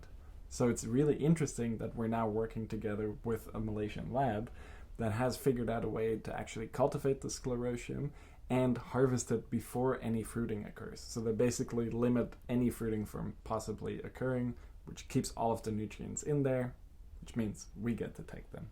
And what's interesting about tiger milk mushroom is that it seems to mimic NGF. So we have mushrooms like lion's mane and specifically Arinimax, which is enhancing the synthesis of NGF. NGF is nerve growth factor. Nerve growth factor. So it's really important for growing your nerves, just general neuroplasticity, but it also seems to have an effect on the norepinephrine system, the acetylcholine system, and I think that's why, for example, with tiger milk mushroom, it can become a little bit stimulating over time too. Mm-hmm. And one aspect of this stimulation is that Emiel and I have both experienced this after taking tiger milk mushroom on a regular basis for a couple weeks or even more than a month. Mm-hmm. That stimulation can creep into irritability or like slight aggression. And by the way, this was when we were taking double the dose. We really like the acute effects. Like I think out of all of the mushrooms that we carry, even though it's not an extract, and I've heard a lot of people on Reddit, your tiger milk is bullshit because it's not an extract and only extracts work. Please go try the tiger milk before you say stuff like that, because life is not that simple. And again, with tiger milk, we're dealing with a Sclerotium. We're not dealing with a fruiting body. So that could be different. And in my opinion, even the fruiting bodies, when they're non-extracted and they haven't been heat treated to break down the chitin and all of that, they still work. They work really well. And they still have beneficial effects on the gut and all of that. And these compounds are clearly absorbing with tiger milk because myself, you, and some of my other friends, we've all noticed that we can get a little bit agitated with higher doses of tiger milk taken over a prolonged period of time, and that's just a complete non-extracted form of this mushroom. So it's definitely effective, and that particular perceptible effect from the tiger milk is perhaps the only downfall of tiger milk mushroom that I've personally experienced. If you take if you take double the higher dose. doses. When I was just taking the normal dose, the acute effects weren't as pronounced, but I wasn't having an issue with it at all. Mm-hmm. So we took it for, I think, a month and a half at a single capsule. Was great. Then we did a podcast episode. We did more of a mega dose Yeah. of the tiger milk. And then we thought, hey, that's really nice. Let's Mhm. elevate our dose to 2 capsules a day. And that was fine for about 2 weeks, and then it started to get irritable. Mm-hmm. When we've experimented again a little bit with taking like higher doses of tiger milk here and there, then it's really nice. More as like an acute supplement rather than something that we include in our everyday stack. Yeah, and as someone I think also mentioned on one of our podcasts, they mentioned that my verbal fluency went up a lot on that episode where we tried a higher amount of tiger milk mushroom, and I do still stand by that. And sometimes I wish, like before this podcast, I could then take the tiger milk mushroom to increase my verbal fluency, because Mhm. that's really nice. But of course, I want to keep a bit more of a clean palate for the stuff we're actively testing on this episode. It's also interesting for all of you who are watching and listening to the podcast to actually observe how our behavior, how our speech changes from the beginning of the podcast to the end. And sometimes those changes can be really noticeable, and it's really fun actually to get your feedback about that, because sometimes it can happen and we don't really notice it, and I'm editing the podcast and I may not notice it specifically, but you all are on the outside, and we've gotten some funny and interesting feedback about the effects that certain supplements can have on our speech, on the way that we interact with each other. And tiger milk specifically was really effective for verbal fluency. I feel that right now as we're talking about these products, as we're drinking them. I know that we're both really excited about these products just because it's really fun to be able to taste something, to have a drink experience with supplements that's brand new for us. It's brand new for Nootropics Depot.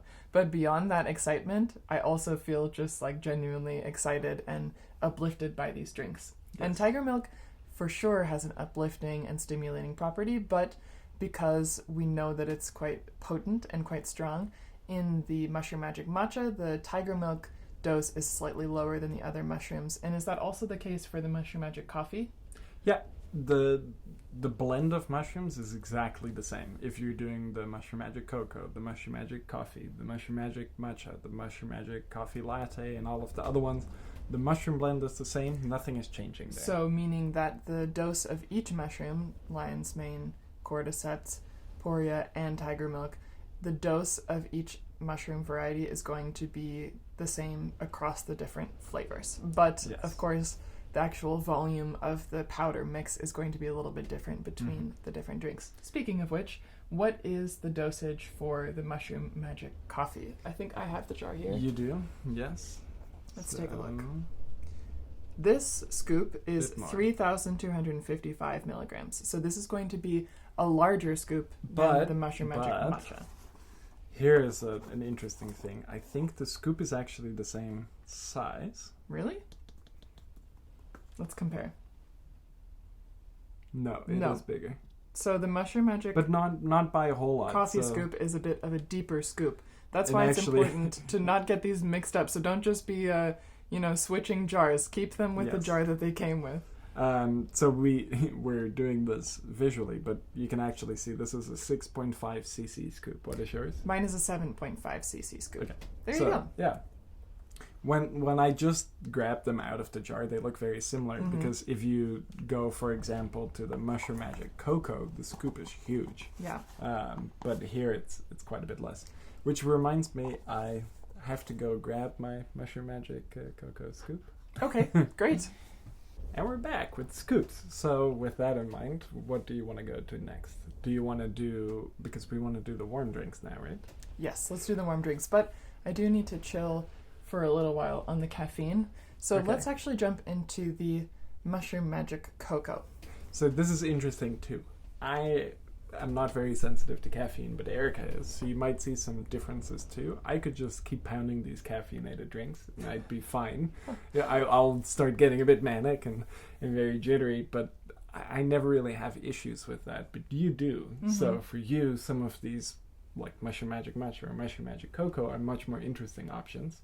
because they're lower in caffeine, they still give you the energy you're looking for. Compared to like a cup of coffee, for example. Correct. Yeah. Whereas for me, I actually seem to respond better to slightly higher doses of caffeine. So while I'm not necessarily getting those unique matcha synergistic effects with the Mushroom Magic coffee, I actually prefer the effects of Mushroom Magic coffee when I'm taking one of the Mushroom Magics during the afternoon, because that's when I like to take them. I drink my normal coffee in the morning, a bit of a coffee snob, so I like to have my nice fancy coffee in the morning, and then in the afternoon, sometimes I want another pick-me-up, but I don't necessarily want to brew another cup of coffee. I want to be efficient, so then having some sort of energy drink, some sort of caffeinated beverage, a capsule of Dynamax. Sometimes I just don't use any caffeine at all, but in this case, now that we have these Mushroom Magic coffees, I actually really like using that kind of as an energy drink, because I like the effects of the other compounds in coffee, like trigonelline, the beta-carbolines, all of that, which will also be in the espresso powder, because it is an extract of coffee beans and not actual pure caffeine. So I find that the effects I'm usually looking for in a caffeinated beverage, which I prefer coffee, I get those effects in the Mushroom Magic coffee, and it's definitely kicking up the caffeine a bit from the earlier Mushroom Magic Matcha, because I do actually feel quite a bit more stimulated now. Yeah, I do too. Even though the caffeine amounts is still low. We're still at about 100 milligrams, which is like a weak cup of coffee, in my opinion. But it feels more stimulating than if I were to take 100 milligrams of caffeine.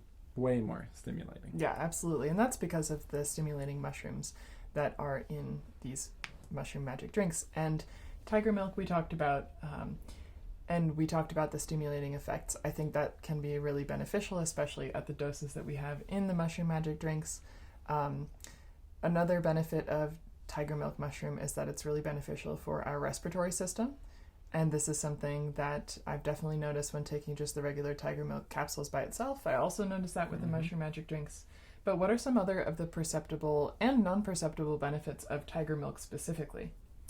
Well, the non-perceptible would probably be its effects on our overall immune function, but that's going to be the case with all of the mushrooms. So Poria mushroom, there's research on there.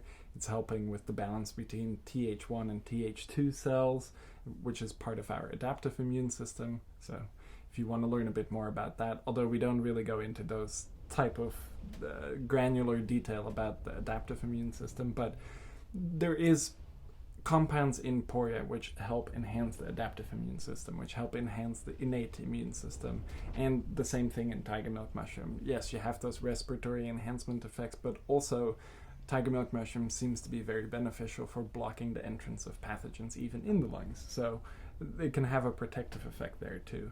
And just generally the beta-glucans, the effects that they have on our gut microbiota, that all enhances immune function. So all of the mushrooms in this blend are producing similar types of immune-enhancing effects. And the fact that you have a large amount of those mushrooms means that you're going to have the strongest possible immune-enhancing effect, which isn't necessarily going to be very perceptible until you realize you've gone a whole year with maybe getting sick once or twice. Nice. But again, that's more of a long-term thing. You're not necessarily going to notice that in the short term.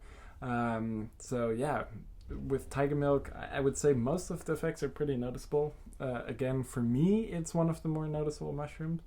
But there's a lot of personal variation there too, because I know people who have huge responses to lion's mane mushroom. But I have, strangely enough, never really experienced much from lion's mane. At least as a standalone. As a standalone. Well, I mean, maybe I'm noticing it in the blend of Mushroom Magic Matcha or the other Mushroom Magics. It's a little bit hard to know exactly what lion's mane is doing there because the effects are so mild for myself. The one exception is I one time ate like a whole fresh fruiting body. Like just basically plucked it off a block and ate it. And I noticed some interesting, almost like perceptual changes with it too. Like my vision sharpened. Things that maybe slightly warmer tint to them. That was interesting, but that's really the only time I've noticed much from lion's mane. And that was just an actual fresh fruiting body mushroom that you were eating. Correct. I do notice a little bit from Arenamax. When we tested that out on our Arenamax podcast, I definitely noticed some effects from it in our beta testing too, with a slightly higher dose, but it's still pretty subtle for me when I compare it to tiger milk mushroom, which is way more impactful for me. But again, when it comes to personal variation, like Erika doesn't respond well to higher doses of caffeine. I do really well on higher doses of caffeine. For example, our Dynamax Plus, which has a crazy amount of caffeine in there, you cannot take that. I think you would be complete. I don't think you've ever taken it, actually. I haven't taken it, no. Whereas I have multiple times, and I really love it. And actually, when we were developing Dynamax, like, I would drink a cup of coffee and take Dynamax, the original one, and was totally fine. So for some reason, I can really handle the effects of caffeine well, even though I don't have a crazy caffeine tolerance, because at the end of the day, we drink the same amount of caffeine. So then it really comes down to my biochemical differences. And I hear some of these stories from people with lion's mane where it's completely turned their lives around. Also with Arinimax, when we came out with it, people who were having nerve issues and things like that, they were just, it's like a switch flipped, and all of a sudden they just felt generally better. Their cognitive function was great. I haven't experienced that from lion's mane. You have a little bit more than I have. But it just goes to show that you have to find a mushroom that works well for you, which I do think it's interesting in this context that lion's mane, for example, has some beneficial effects on our cardiovascular system. And that's maybe not something you can necessarily feel. So while I might not feel all too inclined to take lion's mane for its intended purposes of enhancing cognitive function, because it just doesn't do that much for me, I am then missing out on the cardiovascular effects, which is why it's really interesting for me to have lion's mane in the Mushroom Magics now, because I still get some of those beneficial compounds in lion's mane, but I don't have to necessarily dedicate the time to incorporating lion's mane into my stack as a standalone, because I like it in this blend, and as a standalone, it doesn't really do a whole lot for me. But again, there's lots of differences there. But the interesting thing, if we go back to tiger milk is enhancing, it's acting as an NGF mimetic, it seems. So it's basically slotting into the same receptor, the TRKA receptor, and that can produce some very interesting effects. And then lion's mane, the hericenones, for example, in there, they're actually enhancing the synthesis of NGF. So you get this dual effect where you get the lion's mane portion of it, where it's enhancing NGF synthesis a bit, and then you have the tiger milk portion, which is mimicking NGF, and then you have Poria, which is enhancing BDNF levels, and Poria has an effect on NGF too, but it's pretty mild. But all together, now you're starting to get this NGF, BDNF, you're getting some norepinephrine type activity from lion's mane and from tiger milk mushroom, and it's all coming together very nicely.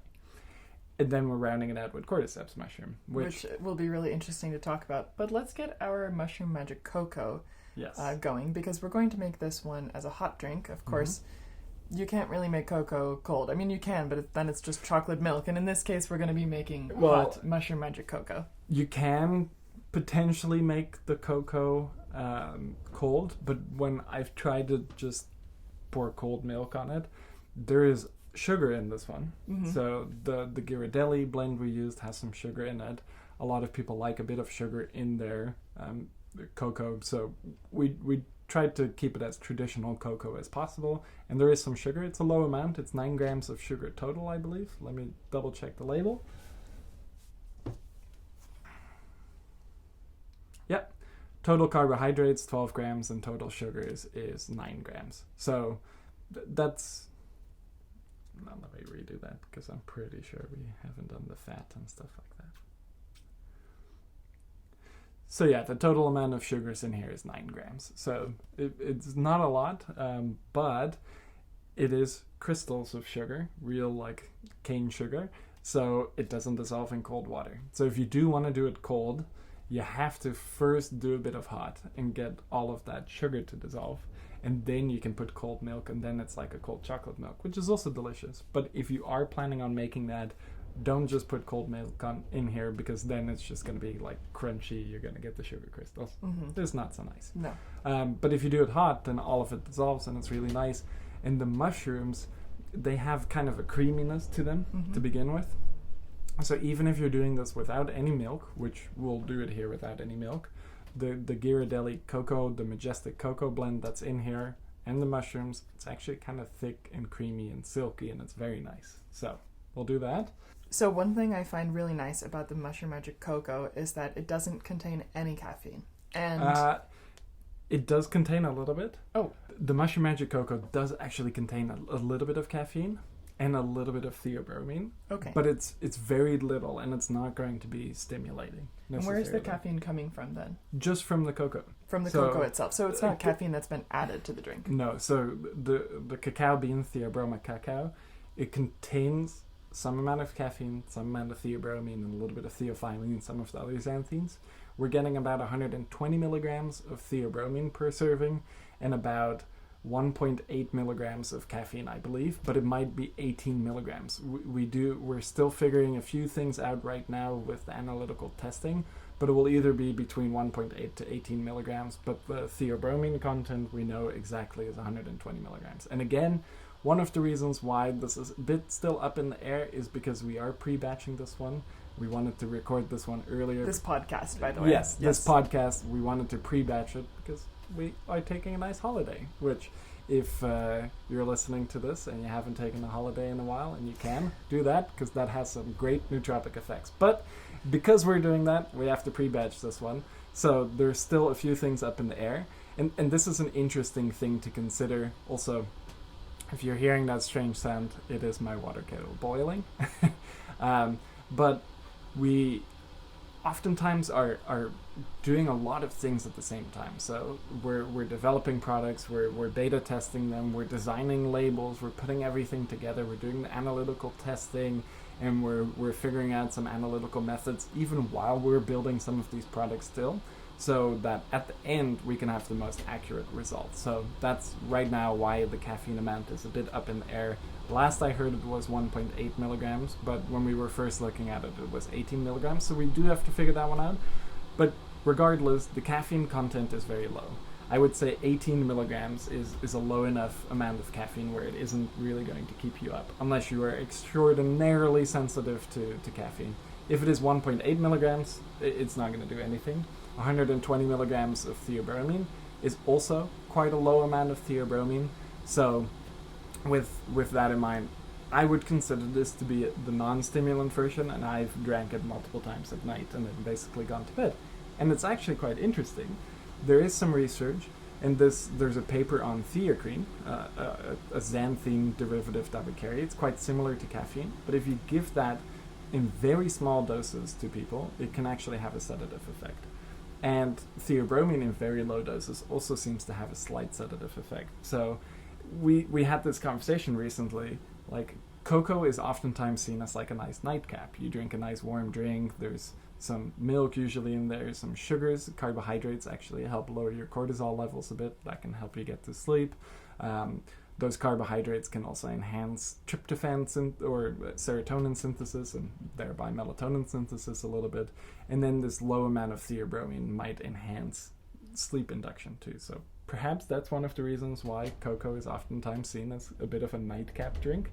And in our experience, it's a nice one to take at night if you don't want to get stimulated and you do want to sleep. Or it's a nice one to take in the morning if you're just not a fan of caffeine. Or if you're a real fiend, like us, you might actually like combining the cocoa and the coffee.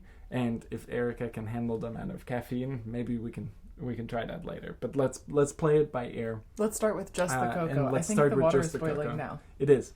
And this is another important thing. Not everyone's going to have a kettle where you can actually adjust the temperature. We do. So I set my kettle at 85 Celsius. The reason for this is there's really no reason to go for a very high temperature because we're not trying to extract anything into the water. It's not all like instant. when you're brewing coffee or brewing tea, for example. Correct. And also with tea, you might not always want to have it exactly at boiling. A green tea, you might actually want to have it more at like 80, 85 degrees Celsius. And for coffee, sometimes you want to have slightly lower temperatures. But usually when you're trying to extract, you're really trying to take advantage of that temperature, move things around more, is easier at extracting things. But we don't have to extract anything. We just want it to be at a pleasant drinking temperature right away. I also don't want it to cool off. And another thing is, if I'm blasting these potentially sensitive compounds with just fresh off the boiled water, they're probably going to be fine. But it's maybe nicer if you do slightly less hot water then there's less chance for degradation of these very small compounds that might be a bit sensitive to boiling temperatures. So 85 is nice, and you could go lower, but then it might be a bit too cold because your mug is going to be cold. So when you pour the 85 degree water in there, the mug's going to take some of that heat out, and then you're probably at like 70 degrees Celsius, which is quite a nice drinking temperature. So you don't want to do it too low, but keep that in mind. Even if you just have a normal kettle, bring it to a boil, add maybe a splash of cold water to it, and then pour it in, because there's really no reason to be burning your mouth on this. And why expose the mushrooms and some of these other interesting compounds perhaps in the cocoa to really high temperatures when you don't have to, right? Yeah. So let's mix that up. And this is what I was talking about with the scoop for the cocoa. It's huge compared to the other ones. And this scoop is a 20 cc scoop, by the way. Compare that to the Mushroom Magic Matcha. That's huge. It's huge. So definitely don't mix these up. Yeah, don't confuse your scoops. But if for some reason that did ever happen, you can always look on the back of the scoop and actually see the amount that's there. So that makes it a little bit easier to keep clear. Yep. Okay.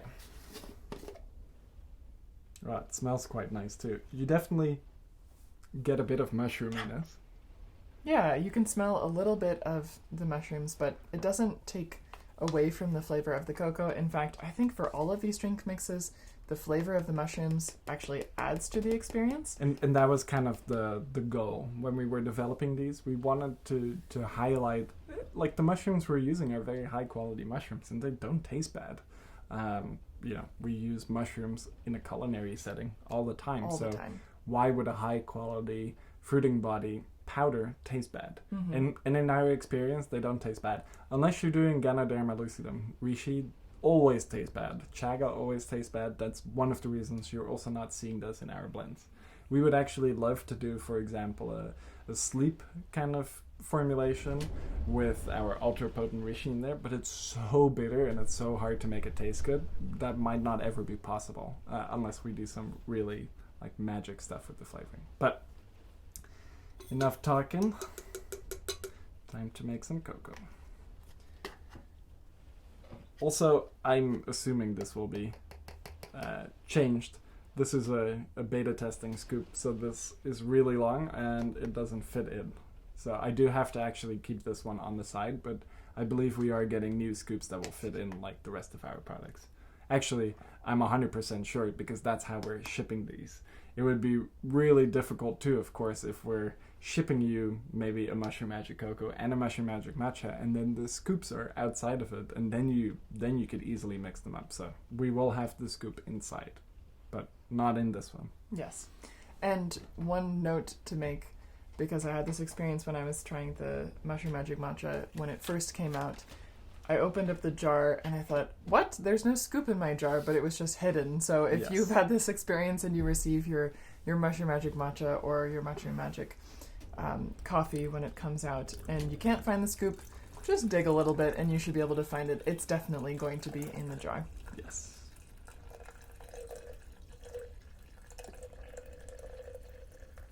So this is about a liter container.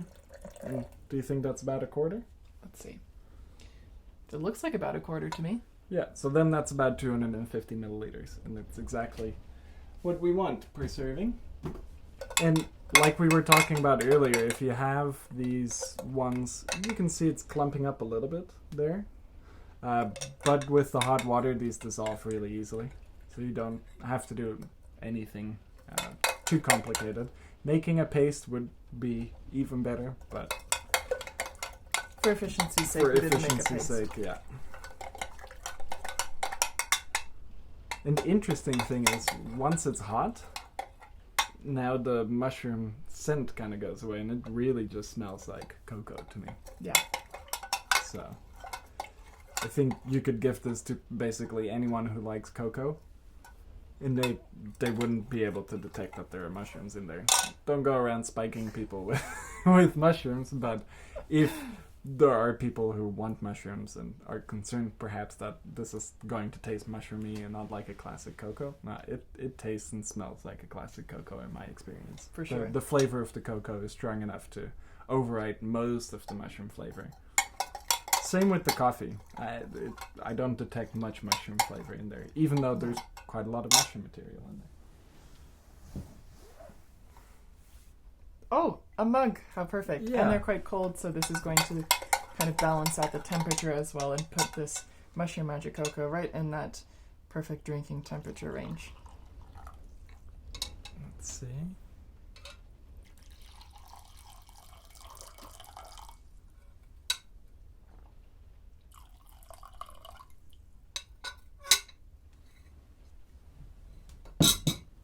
So, cheers Cheers. to your Mushroom Magic Cocoa. Maybe you can see that steam coming off of it. It's really cozy, especially because it's windy and rainy outside, to have a warm cup of Mushroom Magic Cocoa. Now is a perfect time to talk about the last of the 4 mushrooms, which is Cordyceps mushrooms. And this is a really stimulating and really energy boosting mushroom, and it's one that you might be familiar with because of a recent popular TV show, The Last of Us, where basically the whole world is being infected by these cordyceps, and they're taking over people's brains and they're making them do all kinds of crazy and violent things. But in this case, the cordyceps are not going to be doing that to us. The cordyceps are really, really mood boosting. They're really energizing. They're a bit stimulating, and they have even more beneficial properties. So aside from just the mood and the perceptible benefits of cordyceps, what kind of health benefits do they have? The stuff we might not be able to feel, but that's definitely benefiting us more on the inside. So cordyceps seems to help us enhance oxygen utilization. So that's a nice one. It seems to enhance our VO2 max, which is something you would notice if you're exercising. You would notice your endurance getting a bit better. That's definitely something I notice with cordyceps. Not as much with the non-extracted one. We have just the non-extracted cordyceps, which is in here, and then we have the cordyceps 10-to-1 dual water ethanol extract. And in my experience, the 10-to-1 extract is very stimulating. Like, it's physically stimulating. It definitely feels like a stimulant to me. Whereas the non-extracted cordyceps, on the other hand, feels energizing, which I think in the Mushroom Magic blend, it fits in really nicely because it's energizing, but it's not profoundly stimulating, which I find our cordyceps 10-to-1 to be somewhat profoundly stimulating, and it would definitely draw a lot of attention to itself.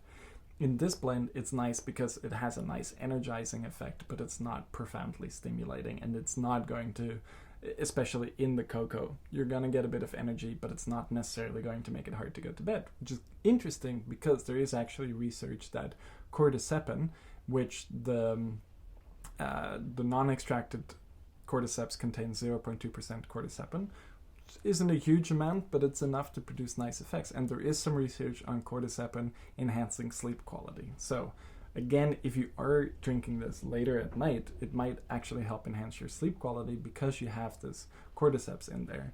And some of these other mushrooms might have a beneficial effect on sleep too because they're lowering inflammation, and that can be beneficial. And then some of the less perceptible effects are things like it's going to help enhance immune function. But I feel like cordyceps is one of those mushrooms where it's more about how it feels. So a lot of the benefits it produces are definitely going to be able to be felt. Of course, you have the beta-glucans in there, so it's going to have that prebiotic, immune stimulating effect. But a lot of these effects, the energizing effects, the effects on endurance, the effects on even libido and things like that are quite pronounced for a lot of people with cordyceps. So this definitely is doing a lot of the legwork in Mushroom Magic Matcha, because if it wasn't for the cordyceps, it wouldn't be as uplifting and energizing as it is, which is really interesting in the cocoa because it is energizing, but it's not stimulating and wakefulness enhancing for a lot of us. So it is a nice one to take maybe if you're even getting home from work or something like that, and you need a bit of an energy boost maybe to cook dinner, but you don't want to be consuming a large amount of caffeine because that's then going to negatively impact your sleep, then the cocoa is great. And then you could do something like you do the matcha in the morning before you go to work, and then when you come back you do the cocoa. if you wanted to do 2 servings, which I do like taking 2 servings because it is enhancing the amount of mushrooms I'm taking in, and I think that's beneficial when we're looking at the gut microbiome angle of it. Absolutely. I also really like the Mushroom Magic Cocoa and the fact that it has significantly less caffeine than the other drinks, because sometimes I like to have a cup of coffee in the morning, and maybe when I'm at work I want to have a shot of espresso or a latte, but I still like to have the mushrooms separately. And in that case, I know that I'm getting my mushrooms from the cocoa, but if I do want to have a drink which has caffeine in it and I don't want to push myself over the edge, then I know that I'm good. And I really like what you were saying about taking the Mushroom Magic Cocoa in the evening, because sometimes at the end of a long day of work, let's say you have some cleaning to do, some cooking to do, you might feel really drained and you need a little bit of energy, but you don't want to stay up super late. This would be like the perfect situation for the cocoa. Or even if you work out late at night. So let's say you get home from work, you cook your dinner, you eat, and you take care of your chores and whatever, and then at 8 p.m. or so you go to the gym, and then you want something energizing because you've had a whole day behind you, but you know, again, if you take caffeine, it's going to negatively impact your sleep. So then the Mushroom Magic Cocoa can actually be a nice way of, you get a little bit of that theobromine, you're going to get a bit of a boost from that. You get a little bit of caffeine, you get a bit of a boost from that, but then you get that cordyceps in there, which is going to enhance your physical endurance. You get some of the mood boosting effects of the Poria and the lion's mane, and I think all coming together, it's going to be a great option for someone who only needs a little bit of a boost before going to the gym and wants to still sleep well. Then it's a great option. For sure. And it tastes great. I really like how this tastes. I did maybe a bit too much water. Like, I like the cocoa with a bit less water, so the flavor is richer and it's a bit thicker. Here it's slightly thin. Like, maybe I would want to add a bit of milk here or something a little bit creamy. But if you get the amount of water right, like I've done it with about 230 milliliters of water. And again, we were talking earlier about having a nice accurate kitchen scale. That's really nice for actually measuring out water, because water is basically 1 milliliter of water is 1 gram. So you can just measure out water like that. So I like to then do a little scoop on my kitchen scale and then add the water until it's like 230 grams. And then it produces the nicest, silkiest taste, in my opinion. And I always go rogue, and I really don't measure my liquid, and I don't measure my water or my milk. So in that case, I usually just eyeball it, and I say, okay, I want to have a slightly more concentrated flavor. I'm going to use a little bit less milk or a little bit less water. And yeah, the water is just the stuff that's going to make this possible to drink, so it's not going to change the effects of the drink at all. But in that case, it's also up to you. If you're one who likes to have your drinks super consistent, the only way to do that is with a scale. But if you're like me and you don't really mind having a little bit of variety, that's also okay too. And again, the whole purpose of these products is convenience. Being able to conveniently include mushrooms in your day-to-day life. And most people are not carrying a scale around. Most people are not at home all day long. I'm in a very unique position where I get to work from home. So if I want to make myself a Mushroom Magic Cocoa, I do have my scale available, and I do use the scale for that because I like being able to have the taste consistent. Again, you really don't have to, but no. it is nice if you do anyways have that scale for cooking and whatnot. Then it is nice to just measure out the amount of water you're putting in. Or if you just have like a measuring cup thing, if you take like 1 cup, I think that's something like 260 milliliters of water. So then that's always going to be consistent too. So then it's basically a scoop for your water. Or you can just eyeball it, which I have to admit most of the time I eyeball it too. Yeah. So at this point, we've drank 1.5 servings of the Mushroom Magic drink. We had half a serving of the matcha, we had half a serving of the Mushroom Magic coffee, and now we've had half a serving of the Mushroom Magic Cocoa. And I know that I'm starting to feel even more of the calming effects from the mushroom blend, and it's helping my verbal fluency, but at this point, with this sort of concentration or this amount of mushrooms in my system, I feel quite a bit more relaxed. I think earlier on when I took the half dose of the Mushroom Magic Matcha, I felt quite stimulated and excited and more like high energy. And now that it's been settling in for a little while, I feel this really intense sensation of relaxation. I also feel like a bit more of a focus somehow, like the sensation of feeling my head, like feeling the kind of connection between my neck and my skull, as weird as that sounds. And I'm not really sure where that's coming from. Perhaps it's coming from the lion's mane. But as I'm speaking, as I'm looking at the camera, as I'm looking at Emiel, something in kind of my focus and my attention is concentrating on my head, which is really interesting. And I think sometimes with mushrooms, your awareness can be heightened, and you start to notice things that are happening in your body or in your environment that are quite different than any other kind of supplement. And it's hard to describe exactly what that sensation is, but in a way, I feel like this Mushroom Magic blend helps me with my posture, and it helps me to just kind of open up. And this can be opening up like in a conversation to feel more confident to share. It can also feel like it helps me to open up physically, literally by making it easier to sit up straight and to have more like of an open kind of shoulder area.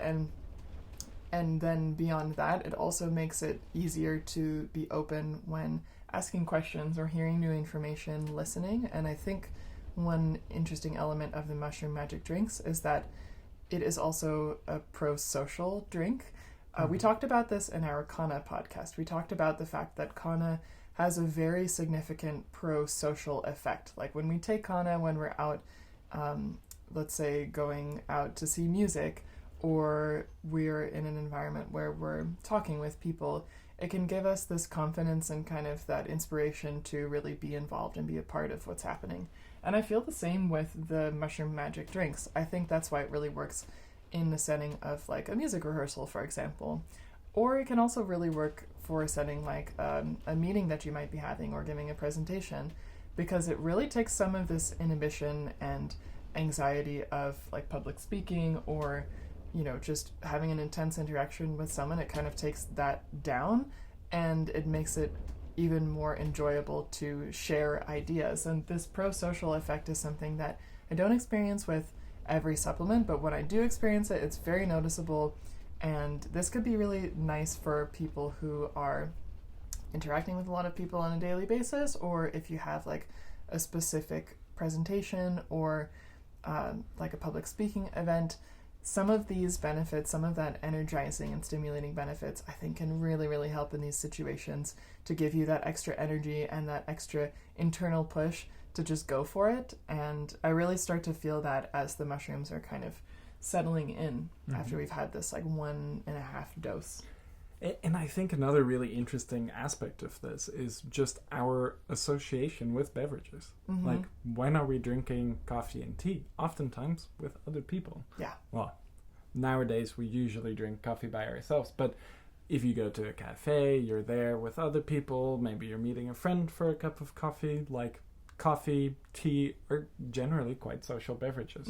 People would come together and drink tea and coffee together, get stimulated by them. That's stimulating the conversation. It can be really nice to meet a friend at a coffee shop and have a coffee, and then the conversation starts off nice and chill, but as the coffee starts to kick in, and in the environment of the cafe and the taste of the beverage, the smell of the beverage, the associations we have with that beverage, and then the bioactives in that beverage that is having an influence on us, all of that together creates a nice social effect. And I think the same is true for these Mushroom Magic drinks, where for me, the moment I drink the Mushroom Magic cocoa, I feel like a relaxed, cozy feeling. One, because it's nice and warm, and that physical sensation of something warming you up is nice. But two, I only have memories of drinking cocoa on cold winter nights when I was a kid, and it was very cozy. So when I drink it, I kind of go back there, and I get this nice cozy feeling, and then the mushrooms start to kick in, and you get a bit of the effects of the theobromine, the blood flow enhancing effects and all of that. It's really nice, but it definitely ties in with my previous experiences with drinking cocoa and having a beverage, and I think that we're getting a bit philosophical here, but I do think that gives a really nice extra layer and dimension to these drinks, that they are drinks, and they are drinks that are based on drinks that we've been drinking perhaps our whole life. So when I drink the Mushroom Magic coffee, perhaps one of the reasons I really like it is because I drink coffee in the morning, and it's that flavor is a signal to get going. So when I drink the Mushroom Magic coffee, even those first couple of sips, I'm already kind of in that mindset of, okay, like I'm gonna get to work. I'm drinking coffee. This is nice. Like, it's time to be productive just based on that flavor alone. And then the effects start to kick in. So I'm already putting myself in that mindset, and then the effects are kicking on top of that mindset, which in my experience really enhances the effects of all of this. Especially with the cocoa, because I feel warm and cozy now, but we drank it 5-10 minutes ago, and there's no way it's producing effects already. So that association is a really important part of it. There's something else I just noticed that I'm experiencing, which is that I'm finding it very easy to breathe through my nose right now. And that's the tiger milk mushroom. Yeah, and I'm having a little bit of a relief from this habit of clenching my jaw. One of the reasons why I love relaxing supplements and why I really love the Mushroom Magic Matcha and the Mushroom Magic Cocoa is because it has a very significant relaxation effect for me. But this is the first time that I've been able to identify where and how that's happening in my body, and I'm definitely experiencing some relief from this habit of clenching my jaw, which makes it easier to breathe through my nose when I'm listening and not speaking. And my breath and like my throat feels more open, my nasal passages feel more open, and then my jaw and my mouth area feels more relaxed than normal, which makes that nose breathing really, really pleasant and a bit more accessible. Sometimes I can struggle a little bit with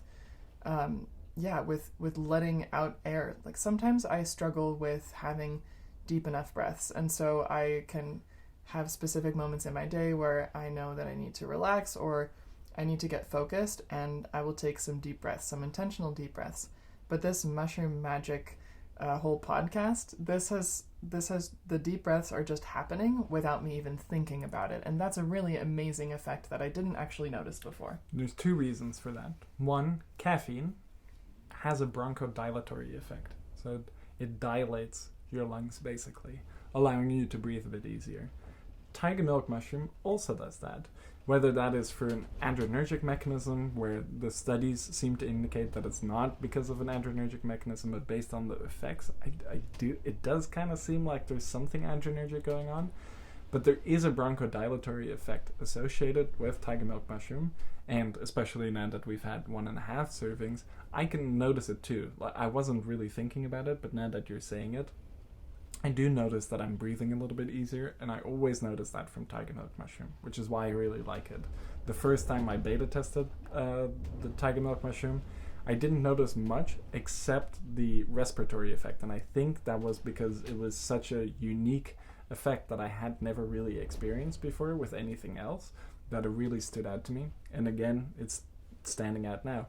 And that's interesting, because being able to breathe more, perhaps you're getting more oxygen in, that's good. But also, like Erika is saying, maybe it allows you to breathe more easily through your nose, which, if you listen to our immune podcast, you would know that your nose is a very nice filter for pathogens. Better, perhaps, than breathing through your mouth. So, kind of taking something that's making you breathe more through your nose could also, in the long run, have an immune boosting effect because of that filter in your nose. And on this topic, I can't tell a whole lot about the specific benefits of nose breathing because I'm not an expert on it, but I can share my experience from taking a lot of yoga classes and reading quite a few books on the body and how trauma manifests itself in the body and behaviors. And one really important element of a lot of yoga classes, a lot of mindfulness instruction, is breathing, and specifically breathing through your nose. And one of the reasons for that is because nose breathing is one way to kind of activate and get in contact with this vagus nerve, which is a really important nerve when it comes to basically regulating your mood and regulating your stress levels. I can't say more about it than that because really that's as deep as I have gone with it in my own research and my own reading, but we also discuss the vagus nerve and its influence on our gut health and our immune system in our immune podcast, which we released last month. So if you're curious to learn a little bit about that, definitely go revisit that. But this is also something I'm very curious to learn from you all, from anyone in the audience who is listening who knows a little bit more about the interaction between the vagus nerve and stress, or the vagus nerve and other kinds of mental states, because I know for a fact that this is a popular topic, like the nervous system in general and the vagus nerve in terms of mental health, but it's also really important in terms of physical health with our immune system. And feeling this ease of breathing through my nose is reminding me that I need to do some more research into that connection, and it's just basically sparking this inspiration to dig a little bit deeper into that connection. Yeah, breathing is easy. It's easy. Yes, gladly it's easy. Yes. It's very interesting because it can have measurable impacts on our nervous system function. So, for example, if you have ever seen any of the Wim Hof breathing, the Iceman, a lot of his teachings are about breath work and basically breathing in a way. I think it's called like cyclic breathing. It's also used in various scientific studies where you're basically hyperventilating a little bit in a controlled fashion, and that almost triggers a bit of a stress response, which spikes your norepinephrine levels. So that could perhaps make you feel a bit more engaged, more focused. So there is definitely some things with breathing that can be interesting. There's also things that can go really wrong with breathwork, so I would be really careful with it, because a few people have died doing the Wim Hof breathing. So it is also one of those things where breathing is easy because you don't have to think about it most of the time. So why mess with that process necessarily? But perhaps breathing through your nose is good for your immune system, and doing some of these dedicated breathing exercises can be nice, but be careful because you are messing with your oxygen intake and all of that. And yeah, there have been some incidents with breathing, but it is interesting. Yeah, and all that being said, these mushrooms definitely have an impact on my breathing for sure, like my breathing behavior. And I think in the case of the Mushroom Magic Cocoa, this is something that I would really like to take in the evenings because it's relaxing, but also it does help with breathing. And one thing that I am always thinking about, especially as I'm going to sleep, is trying to keep my mouth closed and breathe through my nose, because even though I'm not practicing breathwork when I'm asleep, not possible, keeping your mouth closed as you sleep is also beneficial for your dental health. And this is something that is also a part of breathwork and could be kind of an unintentional benefit of taking the Mushroom Magic Cocoa before going to sleep, because it can improve your sleep quality, but it could also improve your breathing as you're asleep. Yeah, and that would be a really interesting thing to actually consider with the sleep enhancing benefit. Like, there are some compounds in there that could help, and maybe the breathing enhancing effect can have a positive impact there too. So, do you want to try another one? We have one more. Let's try one more, but I'm not really feeling the combination idea. And the next one we're going to try is the Mushroom Magic Coffee Latte. Yes. Right? Which will again provide 75 milligrams of caffeine, so a bit more. Yep, but I think for now we don't need to combine the Mushroom Magic Cocoa with the Mushroom Magic Coffee Latte, because that's just a little bit too much mushrooms for my yeah, it's probably too much. Yeah. And I actually like combining the Mushroom Magic Cocoa with the Mushroom Magic Coffee. Mm-hmm. The coffee latte is nice, but it gets quite sweet. So if you have a big sweet tooth, that's a nice combination. If you don't, and you want a bit more of like a punchy mocha type of flavor, combine the Mushroom Magic Coffee with the Mushroom Magic Cocoa. And if I'm feeling like it, maybe I will demonstrate that. Again, I can handle a bit more caffeine. But I am definitely, even with this cocoa, I feel energized. Mm-hmm. So it's really nice. Just these mushrooms and now all of them combined. So you get this nice consistent mushroom blend, and then all of these auxiliary effects with the coffee, the cocoa, and the matcha, which are all active too. They all contain a wide array of bioactive compounds. They produce perceptible effects, so it's nice stacking those mushrooms higher and higher and higher, and then adding all of these different other botanicals which are now interacting with each other too. Like you have a higher amount of caffeine with some theobromine, that's going to have synergistic effects. So I think that's interesting too. If you do have multiple of them, you could even do half scoops of them. It would be a bit harder to combine that. It would be easier if you have 2 people in your household who like to drink this, because then you can take 1 scoop of one scoop of the other, mix it together, and then split it out into 2 servings. That's kind of the best way to do it.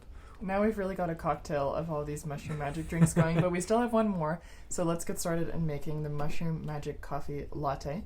And one special element of the so Mushroom look at Magic... that. Oh. It actually didn't dissolve all too well. Oh, okay. So you were right. You probably should be making a paste, and that's probably why the amount of liquid we used was good, but we didn't get it all. So that's probably why it was tasting a little bit less strong than we were expecting. It's still completely powder. I don't know if you can see that, but it's still powder in there, even though it was fully mixed with water. So maybe one of the reasons this probably happened is because this container was already wet, and then I put the powder in and it kind of stuck, and then when you put the water in, it doesn't completely dissolve. So maybe a better way to do it is hot water first and then your scoop of cocoa on top, which I have done in the past and then I had no issues. So let me just rinse this out. We'll take the rest of this and then we'll go for the Mushroom Magic Coffee Latte. But yeah, so I thought I was experiencing some intense effects from that dose of the Mushroom Magic cocoa, but I actually wasn't even getting the full portion that we expected. So exactly. One thing I also find interesting is that at this point, there's something like, it's not a numbness in my mouth, but my mouth feels relaxed. It's hard to describe like why that is, but I do think that these mushrooms are so potent and effective that because we're drinking it in the form of a beverage, it's going to have a little bit of an effect like on the mouth itself. I feel like my saliva is even I'm producing more saliva, and that is kind of lubricating my mouth a little bit more. Yeah, that I'm not necessarily noticing that, but it is strange. Like my mouth does feel perhaps more relaxed. It's a weird thing to say, but yeah, it's almost as if everything, tongue, lips, jaw, into the throat is just like looser than it would normally be, especially after this amount of talking. So that was obviously a very small amount of water with quite a bit of the cocoa. Now it's really thick and rich and super tasty. It tastes like really nice Ghirardelli chocolate. Yeah, so if you're really into that flavor, lower the amount of water. Maybe even to an extreme, like where it's almost like a bit of a shot, and it would still be really nice. Let's get that Mushroom Magic Coffee Latte going, because we are actually approaching the end of the podcast. And just to remind you, if you want to reach and go back to different sections of the podcast, you can always do that because there are chapters, descriptions of what we talk about that are going to be in the description of the YouTube video and also on all of the streaming platforms. And if you've tried these Mushroom Magic drinks and if you've had good experiences, we would really love to hear from you on Reddit. Our Reddit is r/Nootropics Depot. And we would also love to interact with you on Instagram. We are posting sneak peeks and little snippets of the podcast on Instagram, and our handle is @InSearchOfInsight, so it's super easy to find, and we would really love to connect with you there. Every month we have a lot of fun making these podcasts and researching new products, taking new products, creating different stacks, and this month in particular for this podcast was super, super fun because this is a brand new experience for us to have a product that we can enjoy in the form of a beverage with Nootropics Depot. So we're really excited to see what you guys think of the flavors and what you find is interesting about the effects. So if you've tried them or if you're curious about them, definitely don't be shy and write us about them. Absolutely. So I'm being a bit more careful with mixing it up now. Normally I would be looking at it, but I'm trying to stay engaged. So with the cocoa, I didn't stir it properly. So definitely keep that in mind. And also, even if you take a long time to drink it, some of the mushroom material will settle to the bottom. Because, again, these are not extracts. They're not 100% soluble in water. They disperse nicely because they're kind of like micronized powders, basically. So they disperse very nicely in the liquid, but they're not fully dissolved. So if, let's say, it takes you half an hour to drink a cup, be sure to add a bit of extra water at the end to get the last bit of mushroom material. So that's really important. And don't filter it out. We had someone ask if they could put the Mushroom Magic coffee, like a scoop of it, in one of those reusable Keurig K-cup things, where you can put your own coffee in and then use basically your own blend of coffee in the Keurig K-cup. I would not suggest doing that with the Mushroom Magic coffee because it's just instant coffee, and the filter in that Keurig K-cup is probably going to filter out some of the mushroom material, some of those beta-glucans, some of those polysaccharides, which you want for those gut health benefits. So don't do that, don't filter it, stir it properly. I do have to say the Mushroom Magic Latte actually seems to be dissolving quite a bit easier, which makes sense because there's less powder too. Compared to the cocoa? Yeah. Okay. And yeah, you get a nice coconutty flavor. That's something we haven't mentioned yet. What is the coconut actually doing, aside from giving it a nice coconut smell and flavor? That's it. Okay. The reason why there's coconut in it, or coconut creamer, so that's what's giving it the coconut flavor, is the creaminess, the milkiness that we're producing in these lattes is coming from the coconut creamer. And the reason why we used coconut creamer is because not everyone can handle milk. And we wanted something that also has a nice taste to it, and potentially some nice fatty acids and things like that in coconut oil. So we went for coconut creamer. We all really like coconut, and we like how it's interacting with the espresso powder. So cheers. This is our last of the 4.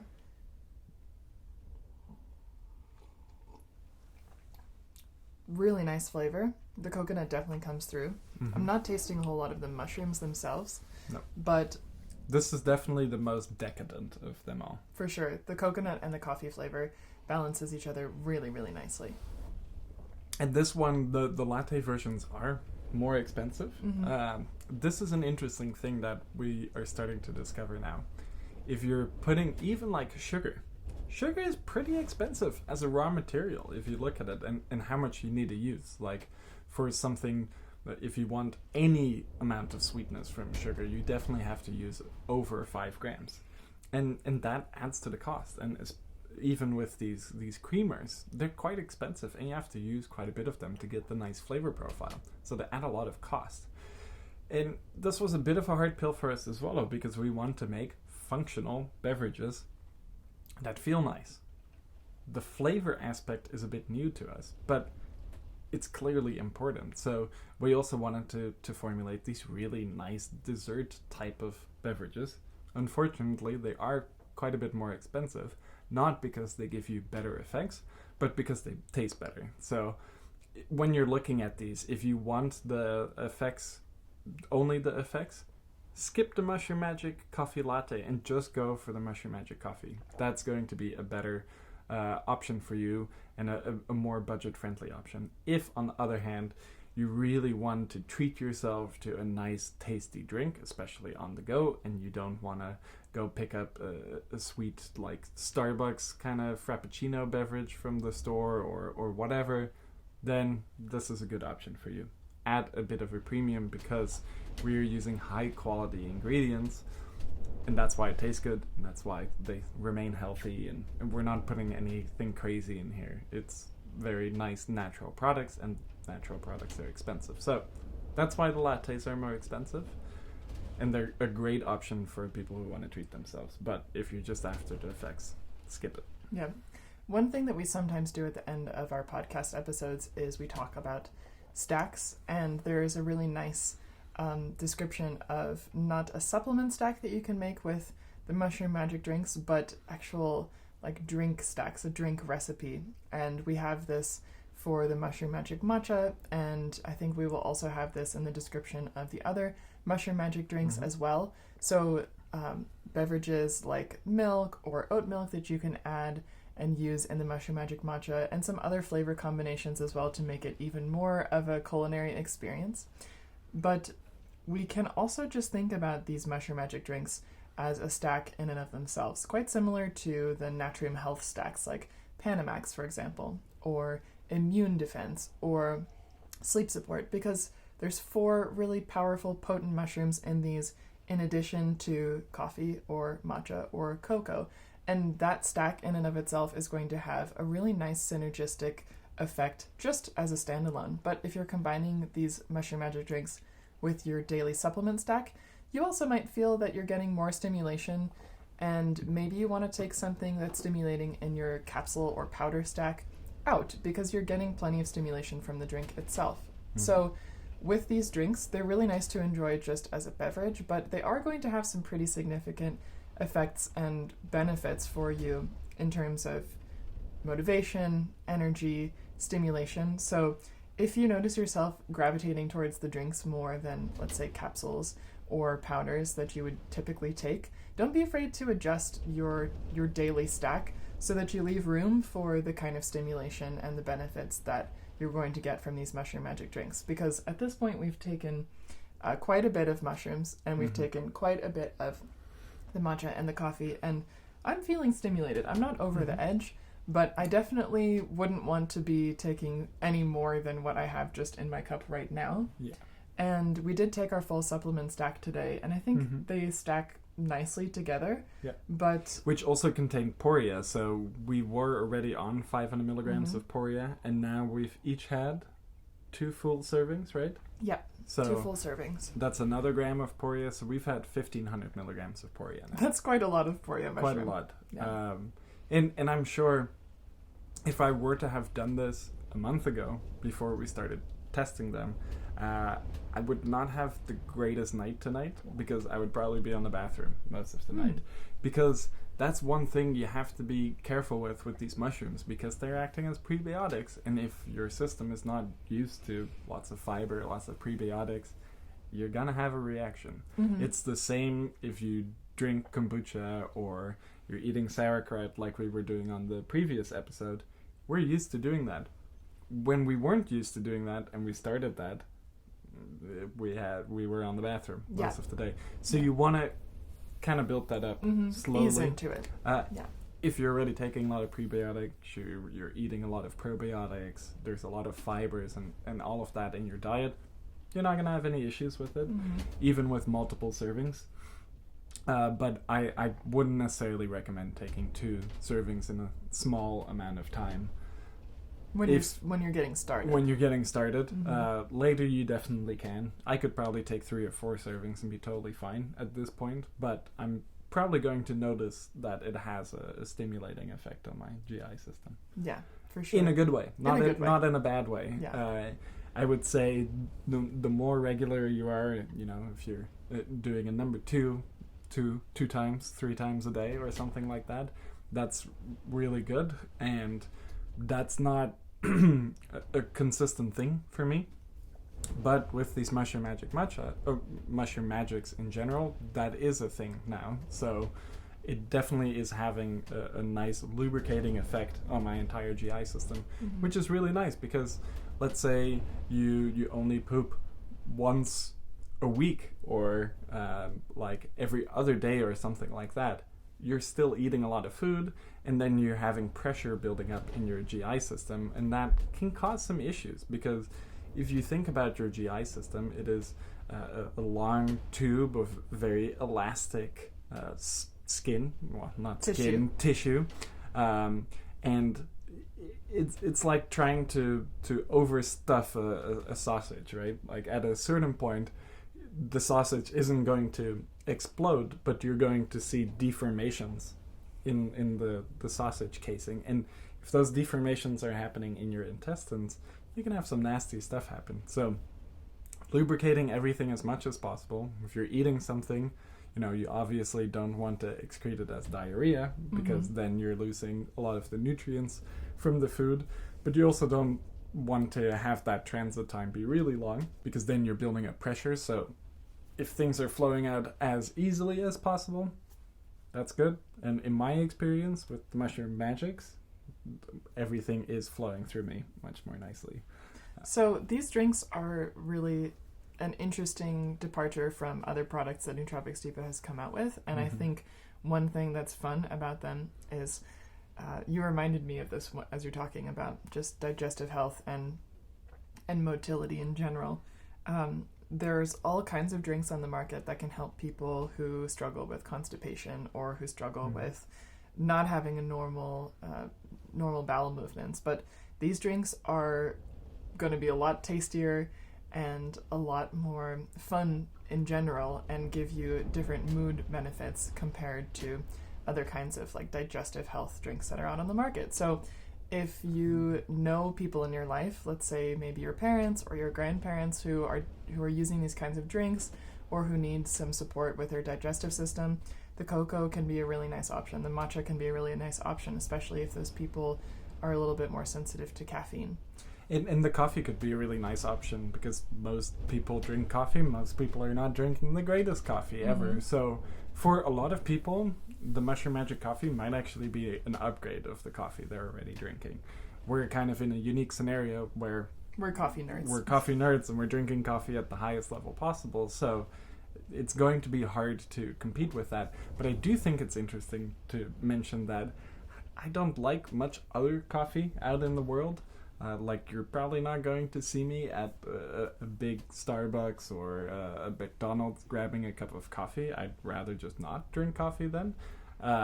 But you will see me drinking a serving of this Mushroom Magic coffee and actually really enjoying it. And Emiel is hard to please with coffee, so that says a lot about really the hard flavor. to please. Yeah. And I wasn't a part of the initial formulation, and I was kind of saying to everyone, like, I'm not sure if I'm going to like this because I am a bit of a coffee snob. But once the sample actually came to me and I tried it, I was really surprised. I wasn't expecting to like it as much as I did. Paul chose the espresso powder, and I think he did a fantastic job with choosing the espresso powder because I can imagine that if you don't have that rich, nutty flavor of the espresso powder and you have a bit more of that weak, standard instant coffee type of flavor that's a bit more acrid and not as nutty and round, it's not going to be as nice. So we definitely hit the nail on the head, I think. Is that the saying? Yeah, that's it. Yep, you got it. With the coffee, because for someone who's a coffee snob, I still like it. You're also a coffee snob, perhaps even more than I am. It gets the seal really of approval. Like Yeah, for sure. So what a fun podcast episode. I'm feeling quite relaxed, but also stimulated. And I'm definitely feeling stimulated now. And one thing I noticed looking at you, the definition of your skin seems to be enhanced. So like my vision seems to be getting crisper, which is kind of interesting. I don't have the best vision in the world, so I'm wearing contact lenses now, and normally I would be wearing glasses, and that corrects my vision to basically normal, but I still feel like I'm looking through something. So Erika, with your great vision, you're always going to have probably crisper vision than I do. But I think one interesting thing about that for me is that I quickly notice when things are changing my vision for the better. And I'm noticing that here now, where everything looks a bit crisper, looks a bit more saturated, and that's really nice for me. So I always really like supplements that do that. Like, for example, cyanidin 3 glucoside does that for me. It seems to enhance my field of vision and crisps everything up. So I really like that, and I'm noticing that now with this double serving. I have to say I haven't noticed that before, but I am noticing it now. Maybe it's also because of the Poria mushroom, and we took some extra, so who knows? It's an interesting effect. Absolutely. So we've reached the end of the podcast, and we just want to say thank you again for listening and watching the podcast and following us for the past 2 years. We have done so much different research, and we've talked about so many different topics, and I think this podcast in particular is really fun because we've really arrived at this point with Nootropics Depot where we're creating new products and we're branching out a little bit more past just capsules and powders, and we're reaching people who might not have had such a nice experience with supplements in the past, or people who are curious about mushrooms, people who are curious about improving their health, improving their gut health. And if you're one of those new people, if you're just new to the podcast, you're new to taking supplements or to Nootropics Depot, we would really love to hear from you, and we would really love to know what you think about the podcast. Give us your feedback. Let us know if there's topics or things that you would like us to explore in future podcasts, because your feedback means so much to us, and we really take it seriously, and we try to make adjustments when we can to make the content that's interesting for you and also that's interesting for us to explore. So thanks again for all of your involvement and for just keeping this podcast alive. Without you, it wouldn't exist. We want to say thanks again for following us on Instagram, interacting on Reddit. Our subreddit is r/Nootropics Depot. You can always reach out to us there. And we hope that you have so much fun and a lot of nice, relaxing, and cozy times with these new drinks. I think these are going to be really fun to follow up with people and see in what ways people are incorporating these into their daily life, their routine, their morning routine, and what kind of benefits you might experience from these great mushrooms, from tiger milk, from Poria, from lion's mane, and from Cordyceps. So, with all of that being said, we're coming to you next month with a new podcast, and until then, we will say goodbye for now. See ya.